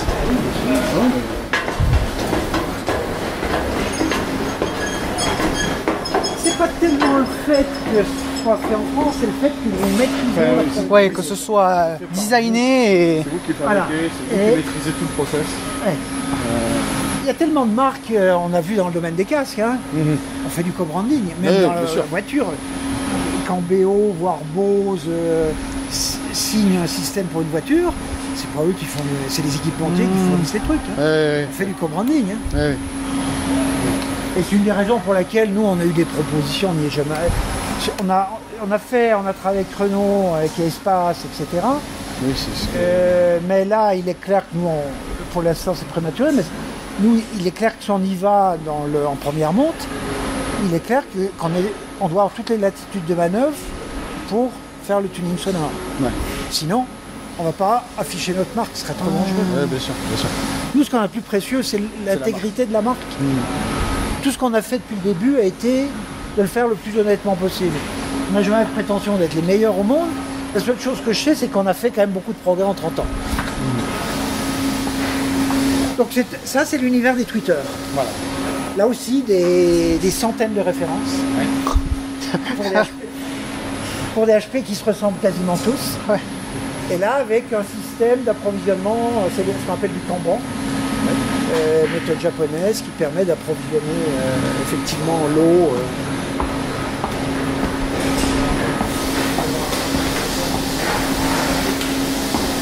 Là, c'est sûrement des types de réparation des fameux tweeters Kevlar qu'on faisait dans les années 80. Peut-être pour Wilson Audio.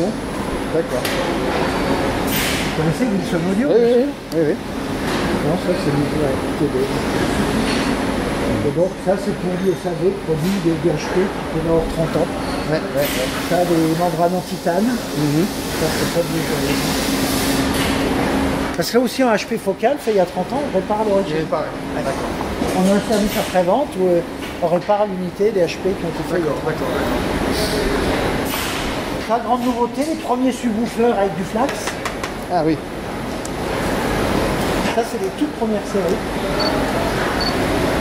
Enfin, esthétiquement, moi je trouve ça vraiment magnifique. Hein. Franchement, Ben oui, je trouve que ça passe très bien. c'est... Mais ça donne du sens à l'objet. Oui. Ouais.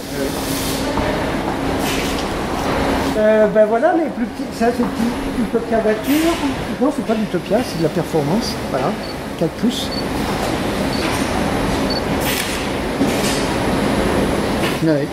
Moteur néodyme. Voilà. Et sandwich. Et ça, je vois. La connectique, c'est vous parlez. Oui, bien sûr.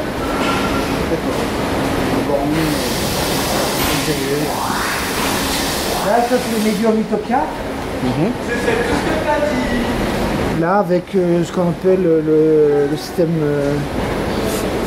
Flower. Parce qu'il y a pas mal. Multitude d'entrefers. D'une part, avoir une décompression totale sur la bobine est complètement dégagée, donc décompression. Mais surtout, sur un moteur classique, on n'est jamais parfaitement plan. C'est-à-dire qu'entre la plaque de fond, la plaque de champ et la ferrite, vous allez avoir un tas de des entrefers parasites qui vont vous créer de la dispersion. Avec ce système, les zones de contact sont beaucoup plus restreintes et donc moins sensibles à... Et donc on a moins de variations dues à des entrefers parasites. Parce que nous, notre obsession dans le médium, et ça c'est depuis des décennies, c'est d'avoir, j'irais, les plus identiques possibles pour avoir le focus. Oui. Et toute petite dispersion dans la zone des 1500-2000 Hz, Ça se voit dessus, ça s'entend. et donc ça c'est un travail qu'on avait fait pour Utopia deuxième génération, ça c'est 2002. Et donc là, c'est de la production qui continue ou c'est de la... Ah non, ça c'est de la production c'est totalement actuelle. Là vous avez c'est un woofer de Stella Utopia, 33 cm avec l'électroaimant. qu'on a vu tout à l'heure là-bas qui était proche de la fabrication. Et ça c'est un subwoofer de grande Utopia, c'est un 16 pouces. Ça pèse 30 et quelques kilos. Ouais. Il y a 8 kilos de fil de bobine de cuir. Donc là, il n'y a plus de ferrite, c'est un électrode. C'est un électrode, ouais.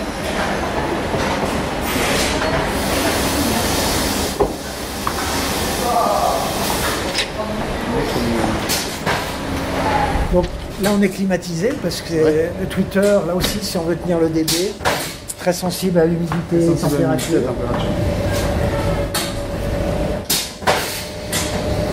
Alors, bonjour. Bonjour. Bon, nous, on a une signature qui est le dôme inversé. Oui. Alors, à l'origine, pour plusieurs raisons. Bon, nous, le dôme inversé, il a un énorme intérêt, c'est qu'on peut utiliser des bobines. En gros, le diamètre est 2 fois plus petit. Et bien Donc, sûr. moins de masse d'équipage de bobines. Toujours réduire la masse.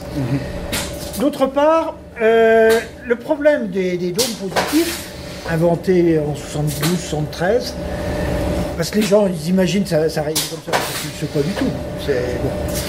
Bon. Le problème, c'est qu'on arrive à partir de 15-20 000 Hz, on a le phénomène, ce que j'appelle d'aile de Ray, c'est-à-dire que la suspension, le cône et sa suspension sont en opposition de phase. Ouais, d'accord.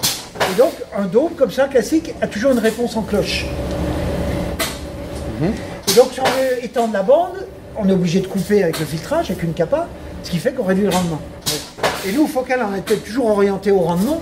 Nous, avec notre système, on n'a jamais ce phénomène d'opposition de phase entre le dôme et la suspension.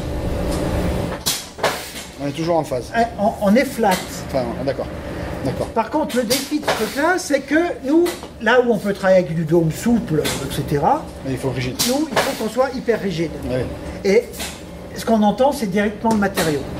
Donc on a commencé avec des tweeters en fibre, et c'était ceux qu'on a vus en Kevlar, qui coupaient à 12, 15... Bon, ça avait énormément de rendement, d'énergie, ça descendait bas en fréquence. Par contre, à partir de 15K, ça partait en vrille. Donc après, on a travaillé avec du titane, on a travaillé avec... Je vois, c'est l'année, hein. 80... Oui, le Kevlar, 92. Oui. Ouais. 82 et puis Après, le 90. titane, donc on l'a amené à 22 000 Hz. Ouais. Par contre, le titane n'est pas du tout amorti. Il y a un phénomène de ringing. Ouais, d'accord. Donc là, après, donc, on a fait du thioxyde. Ça, c'est des notes. Non, pas mais la c'est suite. c'est pas grave. On a fait du thioxyde pour damper ça. Ouais. Et après, on a fait le beryllium. Et on a découvert, en fait, que la rigidité, c'était bien, mais que l'amortissement, c'est encore mieux. Parce que le beryllium est hyper amorti. Et donc, après, on a développé pour notre entrée de gamme l'aluminium magnésium, D'accord. qui est un alliage. Et là aussi, on est furieux, on fait même nos dômes. Ah oui. Twitter, vous voyez. D'accord, d'accord. Ce qui nous permet, si on veut faire changer les formes, etc., on est libre, autonome. Oui. Donc c'est un alliage d'aluminium-magnésium qui est un bon compromis pour des tweeters vraiment abordables D'accord. entre rigidité et amortissement.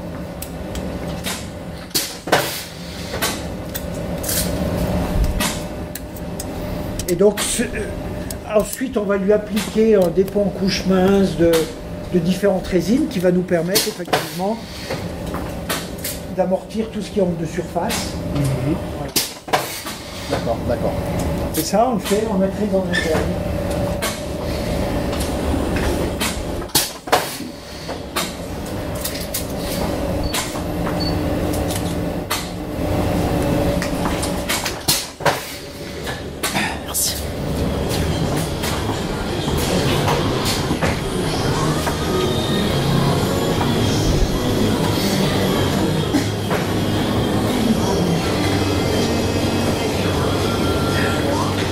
Bonjour. Bonjour. Donc une partie qui est éminemment critique. Là on se dit, bah oui, ils ont fait leur dôme, voilà, ils collent ça dessus. Non. C'est la suspension qui est la lien entre la partie qui va bouger et la partie fixe. Oui, oui, C'est comme les suspensions pour les woofers. bien sûr. Et donc là on est en monobloc pour des raisons de coût, c'est un tuteur qui est destiné à être très abordable. Par contre, on utilise cette espèce de... C'est un uréthane qui est du poron. Et ça, c'est quelque chose qu'on a trouvé lorsqu'on a développé le tweeter en beryllium et qu'on applique maintenant sur les tweeters qu'on trouve sur notre entrée de gamme. D'accord, d'accord. Et donc on va utiliser une petite couronne de poron qui va faire office de suspension. D'accord, d'accord.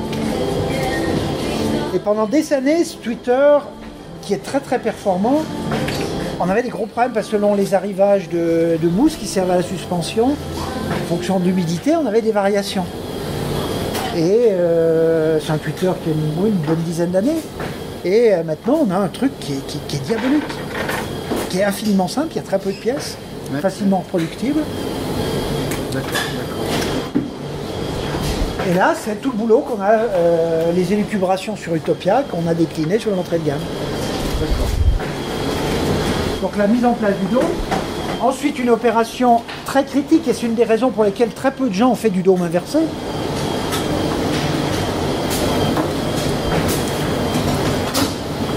C'est que si on prend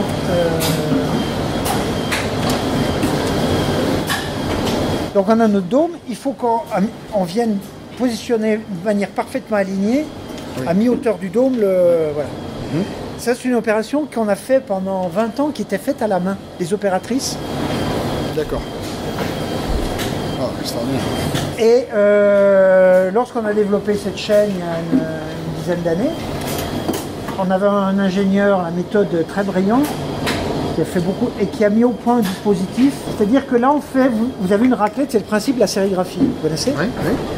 Donc, on utilise les propriétés de certains inox, l'électropositivité de certains inox, l'acier inox, qui, avec la colle, effectivement, va pouvoir, avec une raclette, doser l'épaisseur de notre film de colle. D'accord. Et par déposer, par effet de capillarité, le support de bobine va venir Se déposer prendre sur la colle Ah, qu'il d'accord. lui faut. Et il se Et positionne par rapport à la colle. Il va prendre la quantité de colle Ah, nécessaire. d'accord, d'accord, d'accord. Et en réglant la viscosité de notre colle, on peut régler la quantité de colle. Parce que le dosage est au microgramme. Et vous n'avez aucun dispositif de dépose automatique qui permet d'être aussi précis. Parce que là, si vous variez de quelques microgrammes, la courbe de réponse au bout, elle va bouger. Ouais.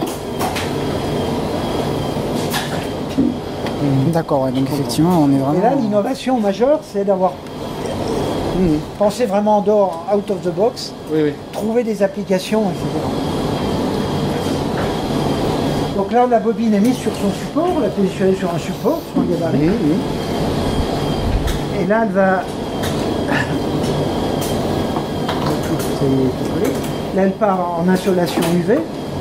Et là, vous avez vu, pendant ce temps-là, l'autre est venu être trempé sur le film de colle. Oui, oui, oui, oui. J'ai vu ça.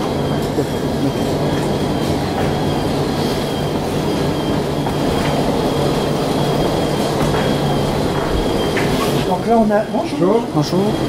Donc, en dessous de la presse.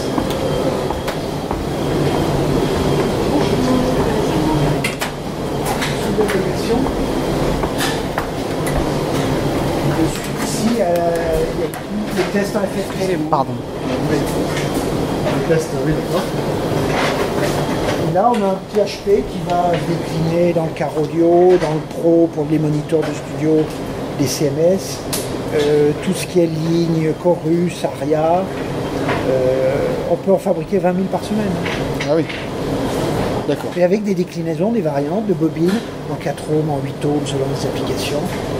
Et des différents de traitements sur le corps. C'est des différents traitements, oui, d'accord. Et ça, c'est un Twitter qui est absolument diabolique en termes de performance. C'est tout droit et hyper stable. Et son coût est tout à fait abordable. Pourquoi on peut faire en France? Pourquoi prendre du mauvais? Et ça, c'est venu d'une histoire aussi improbable. Milieu des années 90, c'était les gammes Tantal, oui, on utilisait, c'est Nokia, qui avait des usines qui fabriquaient des HP encore en Allemagne, D'accord. qui nous livraient les HP d'entrée de gamme, des tweeters, qui étaient des gros tweeters. Et nous, c'était pas le tweeter à dôme inversé avec ses qualités, et donc j'avais lancé des équipes de prod sur le projet TPC, faire un tweeter pas cher à dôme inversé. Et ce Twitter est tout à fait l'héritage de ce... D'accord. Et ça, c'est les équipes de prod, parce qu'en en réduisant le nombre de pièces, etc., on va trouver la solution pour... D'accord. Donc vous avez deux lignes en fait là, c'est ça? Bah, là, c'est comme en bas, on a tout ce qui est polyglace, grande série à notre échelle. Oui. Puis on a tout ce qui est haut de gamme. D'accord. Là, le haut de gamme, c'est le beryllium. D'accord. Bonjour.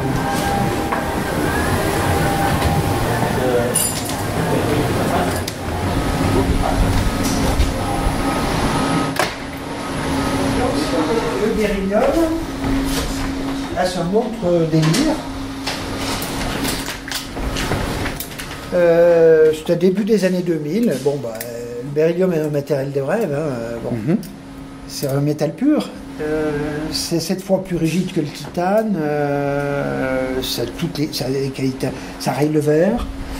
Et initialement, les feuilles de beryllium sont utilisées dans les appareils à rayons X. Parce que le beryllium est transparent en rayons X. D'accord. Vous imaginez un revolver en pur beryllium, indétectable. C'est un métal. Bon. C'est excellente conduction de la chaleur, c'est un métal magique. Bon. Son seul problème, c'est que, bien de ses qualités et de sa rareté, c'est que ça coûte 50 fois le prix de l'or. 50 fois le prix de l'or. D'accord, donc là, dans vos mains, il y a 4 sous, quoi. La chance qu'on a, c'est qu'on l'utilise en couche 25 microns d'épaisseur, et un dôme, une fois formé, pèse 21 millièmes de gramme. Plus léger qu'une plume. Ça a zéro masse. Hein. Je l'ai eu. Et donc la difficulté, donc beryllium il existe, bon, même si on fait une traction sur prix, soyons fous, seule la performance compte. Comment on fait un dôme à partir de ça? Et il y a 15 ans, personne ne savait le faire. Et donc nous on a développé, là aussi, c'est furieux, on a développé cette machine, qui est là-bas au fond, avec des géotrouve-tout, un géotrouve-tout en Angleterre et autres, on a bricolé notre truc, et on a été les premiers à former du beryllium pur. D'accord. Voilà. C'est-à-dire qu'on passait de notre carré avec notre dôme.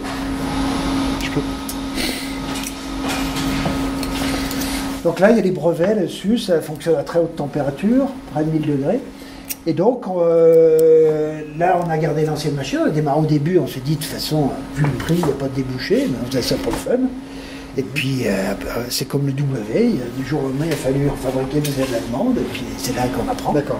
On a redéveloppé cette machine. Une nouvelle version. Donc vous les recevez en petites plaques fines, j'imagine, comme... En petit carré, comme ça. Ok. D'accord. Alors, il y a un autre aussi problème avec le beryllium, c'est que la poussière de beryllium, d'un point de vue santé, est dangereuse. C'est la berlyoze. D'accord. Et donc, quand on a démarré ça, nous, et personne n'avait fait ça, on a travaillé avec les crams et autres, avec une multitude. Donc, c'est une chambre en dépression. Et les opérateurs qui travaillent ici travaillent avec des masques, des scaphandres. D'accord. On fait régulièrement des mesures, mais il est tellement dur que nous, on fait pas plus. C'est plus au niveau des process du traitement du minerai qui a. C'est très dangereux. Au niveau du beryllium, il y a zéro risque. C'est produit où, ça, ce minerai Historiquement, le beryllium, c'était un métal stratégique réservé pour les applications militaires. Ouais. Historiquement, l'ex-URSS, les États-Unis et la France. D'accord. Et maintenant, c'est un produit qui s'est décliné sur des applications commerciales. Déjà, tous les appareils à rayon X utilisent du beryllium parce qu'il est transparent. Et puis maintenant, il y a des déclinaisons, je dirais, civiles. Et nous, on est parmi les premiers à le décliner. Et là, nous, on l'achète aux États-Unis. D'accord. Et donc, ça nous a permis de faire la 3e génération. Voilà, le dernier Twitter, c'est le Twitter Utopia 3, celui-là. Donc là, il y a 3 brevets dessus. Donc le dôme en beryllium pur, la suspension en poron. C'est-à-dire que... Et la décompression ici totale à l'arrière, vous voyez, même l'arrière total de la suspension est totalement ouvert. Oui, je vois. Parce qu'à ce niveau de performance, on est au niveau du souffle d'air. Parce que 21 millième de gramme, le problème c'est que vu que c'est très léger, ça va résonner très haut. Mais oui, ça va peut-être très haut. Mais nous, ce tweeter, il résonne à 650 Hz. Ah non, celui-là, il est descendu en dessous de 500 Hz. Ah oui.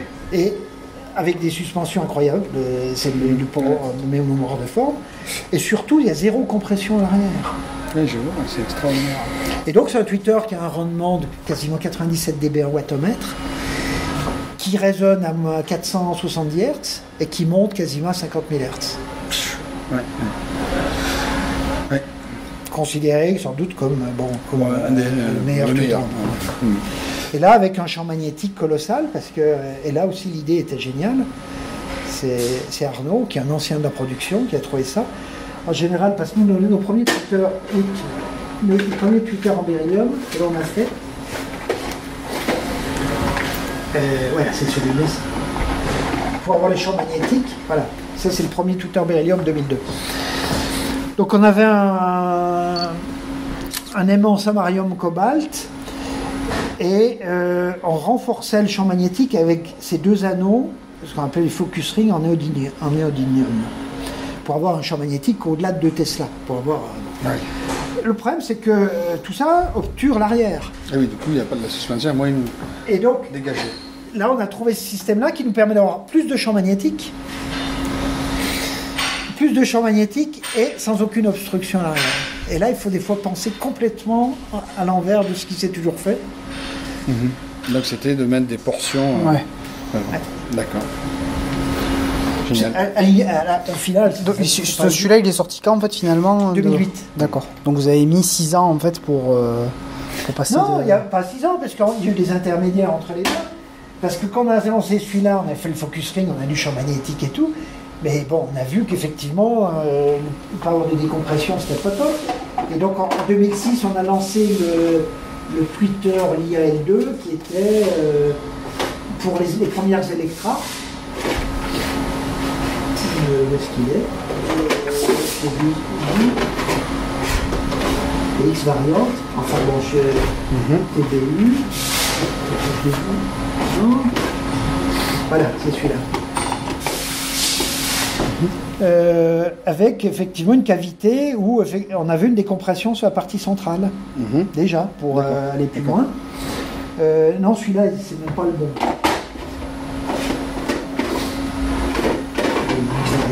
Et puis d'étape en étape, on s'est dit décompresser l'arrière du cône, c'est bien, décompresser l'arrière de la suspension, mais on dit on peut pas, il y a l'aimant. Et puis de là, dire l'aimant... On déplace. Donc ça, c'est un HP dont on est Fier. assez fier. Donc là, il y a plusieurs brevets, voilà. Et en plus, vous avez les deux aimants qui sont là. Ouais. Et vous avez effectivement, plus au niveau de du circuit magnétique, concentration du champ magnétique dans l'entrefer qui est idéalement positionné. Et ce qui permet d'avoir une performance incroyable. Cette pièce-là, c'est les 5 pièces qui font... Voilà, les quartiers d'orange, là. C'est ça. Ouais. Et là, le beryllium, vous voyez, 7 fois en termes de rigidité, 7 fois plus rigide que l'aluminium, en masse équivalente, vitesse de propagation. Oui, c'est vraiment très performant. Comme, 50 milliards, Là, on monte, oui. Après ça, Alors, l'important, effectivement, nous, on transforme, c'est l'histoire de notre métier, en bande passante. Par contre, dans le domaine de la mécanique, nous, ce qui compte, c'est l'accélération. Donc, nous, réduire la masse, augmenter le champ magnétique. Là, vous avez tous les ingrédients pour accélérer très très vite. C'est clair qu'il y a de quoi être faire.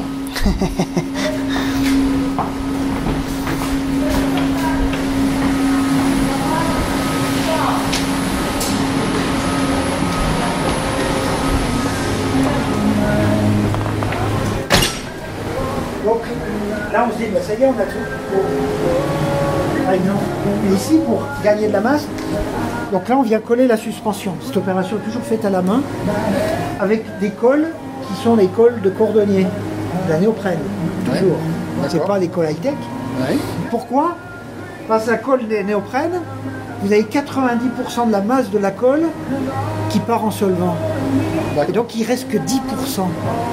Et toutes les nouvelles colles, les générations sont beaucoup plus lourdes. Et là, on va se battre à des microgrammes. Oui, d'accord. Et en plus, la liaison est beaucoup plus souple qu'avec des colles cyanoacrylates qui... Bon. D'accord. Donc tout ça, elle fait à la main.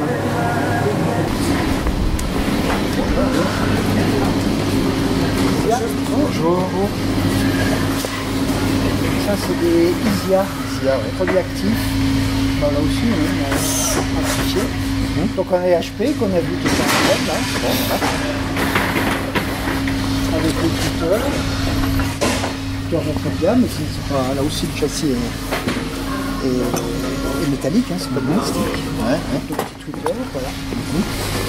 Donc ici c'est tout ce qui est chaîne, je dirais produits d'entrée de gamme, typiquement Corus, Aria. D'accord. On en fabrique encore, on a à peu près c'est l'ordre de 60-70 000 à l'année. Oui. Même si c'est un marché qui a tendance à décliner. Nous, c'est un marché qui est stable depuis, je dirais, 5-6 ans, parce qu'on doit prendre des parts de marché à des concurrents. Parce que les volumes, les chiffres GFK montrent que le volume depuis 2002 était divisé par 4. On a fait un cycle classique. Vous maintenez votre... Ça a baissé, nous, on a baissé, on a vraiment senti un ralentissement de 2002 à 2006-2008, mais depuis, c'est relativement stable. J'ai de l'ordre de 60-70 000 enceintes à l'année. Ça, c'est le montage. Ben, l'assemblage, c'est-à-dire qu'il y a tout le contrôle esthétique, on est sur des vrais lacs, hein, c'est contrôle des finitions, ça c'est pas une partie de plaisir. Les coffrets qui viennent un peu partout. Hein. Là, historiquement, on avait notre fabrication de coffrets dans le sud-ouest de la France pour entrée de gamme, qu'on a fermé en 2006. On a réinvesti chez un fournisseur en Bourgogne, tout ce qui est coffret de haut de gamme. D'accord, donc ils sont eux aussi fabriqués ici. Non, ça c'est coffret, non.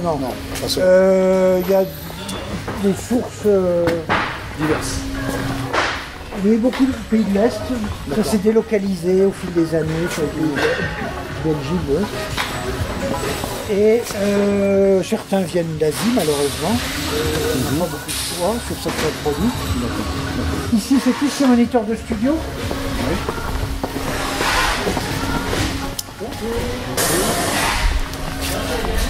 Donc là, la fabrication des CMS. Vous connaissez les CMS? Oui. Donc avec toute l'électronique, donc c'est...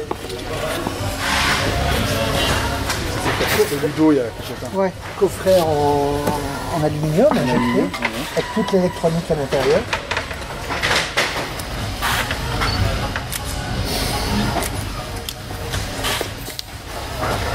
Et là aussi on retrouve j'ai un autre déclinaison, c'est pour ça que nous entre le Home, le Car, le Pro, on retrouve les technos, et on est en polyglace, et on retrouve notre Twitter qu'on a vu. Même si la bobine peut varier, etc. Mais vous voyez, c'est quand même très... Et sur ce type de produit-là, la conception par exemple de l'électronique, c'est fait aussi en interne? On a 3 ingénieurs dédiés à l'électronique. D'accord. Maintenant, on a les équipes données, au niveau R&D. Bien sûr. Aussi. Et ça a été développé avant même. Donc ici, on fait tout ce qui est CMS. Oui, les CMS. D'accord. Bonjour.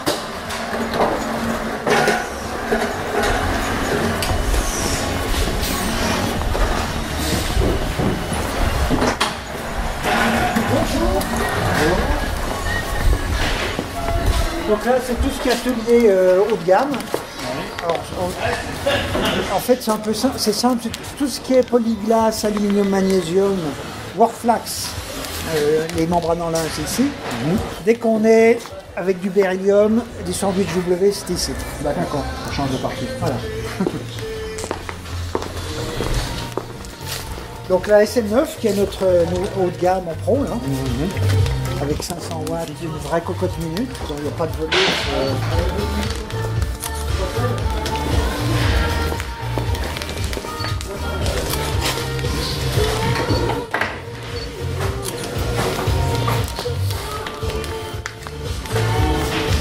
Donc là on fonctionne avec des passifs, un passif, hein, parce qu'il faut éviter le bruit des vents.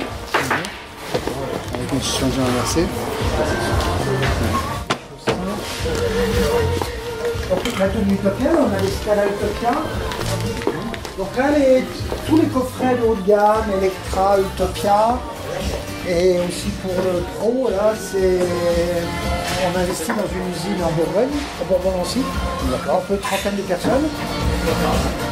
Et c'est intégralement fabriqué à Beauvoir. C'est passionnant à visiter.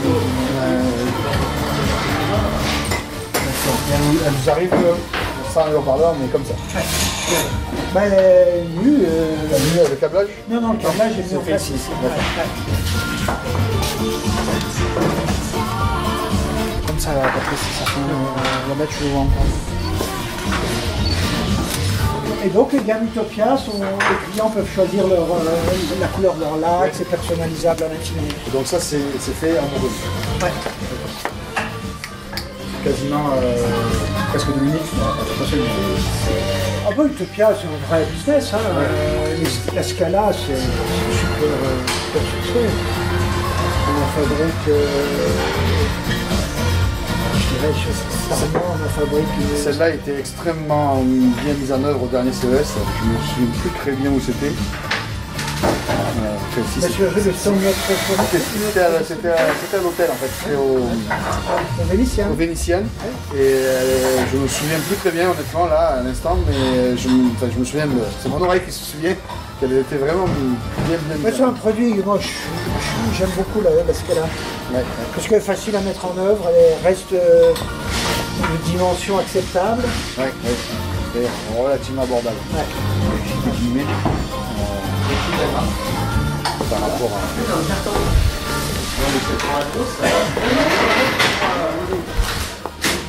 Vous entendez les boîtes?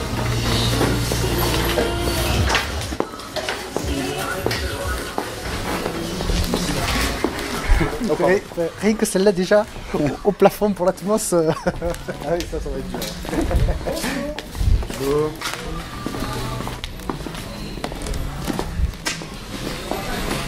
Là, la version finie. Oui, Utopia, on en fait quand même toute gamme, tout modèle confondu, une petite centaine par mois. Ah oui.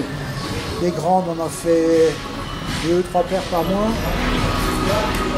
Des Scala, on doit bien faire une trentaine de paires par mois. Ouais, C'est un vrai business. gamme assez importante. Ah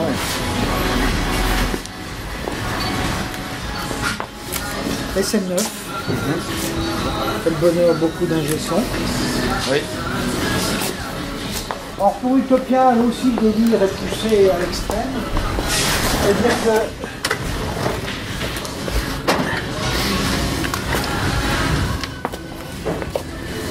les fils sont tous câblés en l'air pour éviter tous des... Bon, ça fait un peu comme des vieux ampliatubes. Ouais. Et tous les composants, c'est composants européens.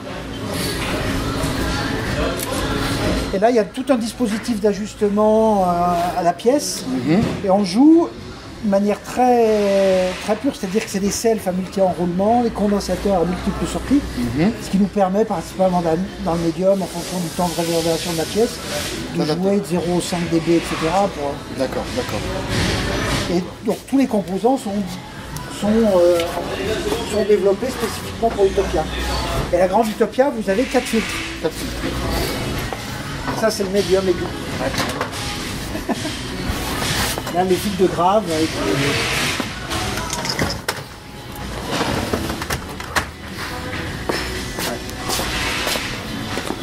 On n'a pas vu, donc on a une salle dédiée pour les outils et mesures. D'accord. Là, on toute la batterie de mesure. C'est bien amorti. Oui, c'est bien amorti. Donc c'est tout ce qui est segment du haut de gamme, l'électral comme ça pour le home, et le solo 6, tout le 6 et SM9 pour les traits.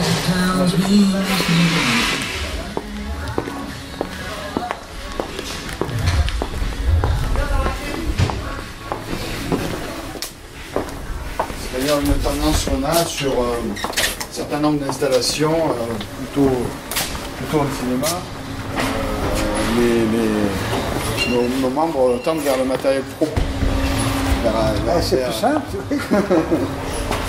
Même si le pro, moi je sais ce que j'avais, le pro, je vois les tunings, on les fait comme en Airfield, c'est pas du tout la même histoire. Oui, mais je suis d'accord, et notamment sur le monitoring. On ne demande pas la même chose en champ proche. Pas du tout.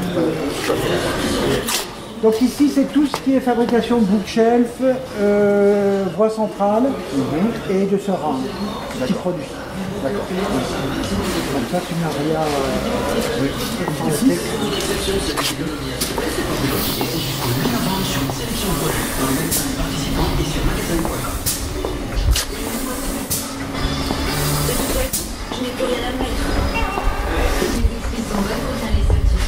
Bonjour. Là, c'est la chaîne de fabrication où on fait les dômes. Oui. Le fameux dôme qui est un produit. On dit on va le faire en France avec notre technologie. Donc l'usage de la folie sera invendable. Donc Ça, c'est très bien un marché. succès énorme. Ouais. Voilà, donc on le fabrique là. D'accord. Et là, on va sortir le dôme avec l'évolution. Avec du flax, ouais, d'accord. Donc là, on doit démarrer les productions bientôt. Donc tout ce qui est new media, lifestyle, bon dôme, voire aussi dans cette zone, on peut faire des X configurations de pack 5.1 selon les donc, D'accord. parce qu'on a plusieurs subs entre les Subair, le Club 3, le Subdome. Donc on fait pour les distributeurs des configurations. Ce qui est d'accord. Voilà.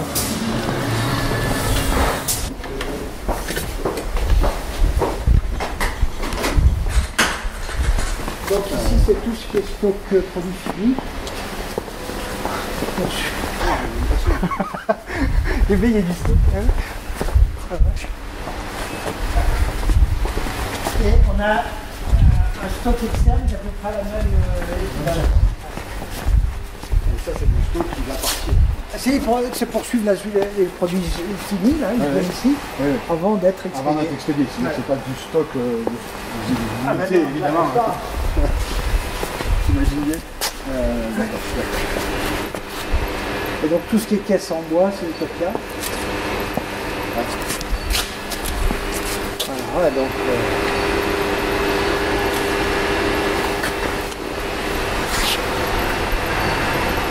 Il y en a tout ce qu'il faut pour équiper. Un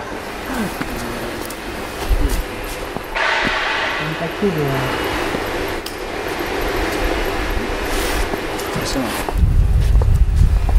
Voilà, ça vous donne quand même. Oui, c'est...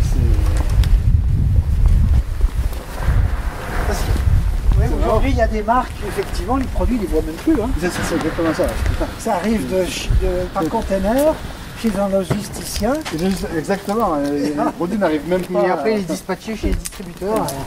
Oui, les produits en continu, Ah oui, les voir, plus que les voir. là, ils vont prendre, il y a beaucoup de ruptures d'approvisionnement. C'est très compliqué. Oui, d'accord. Et là, Et là, vous avez, en général, vous devez avoir un délire entre une production, enfin, une commande, une livraison. on dépend des gammes, mais Une copiage, je suppose que c'est particulier,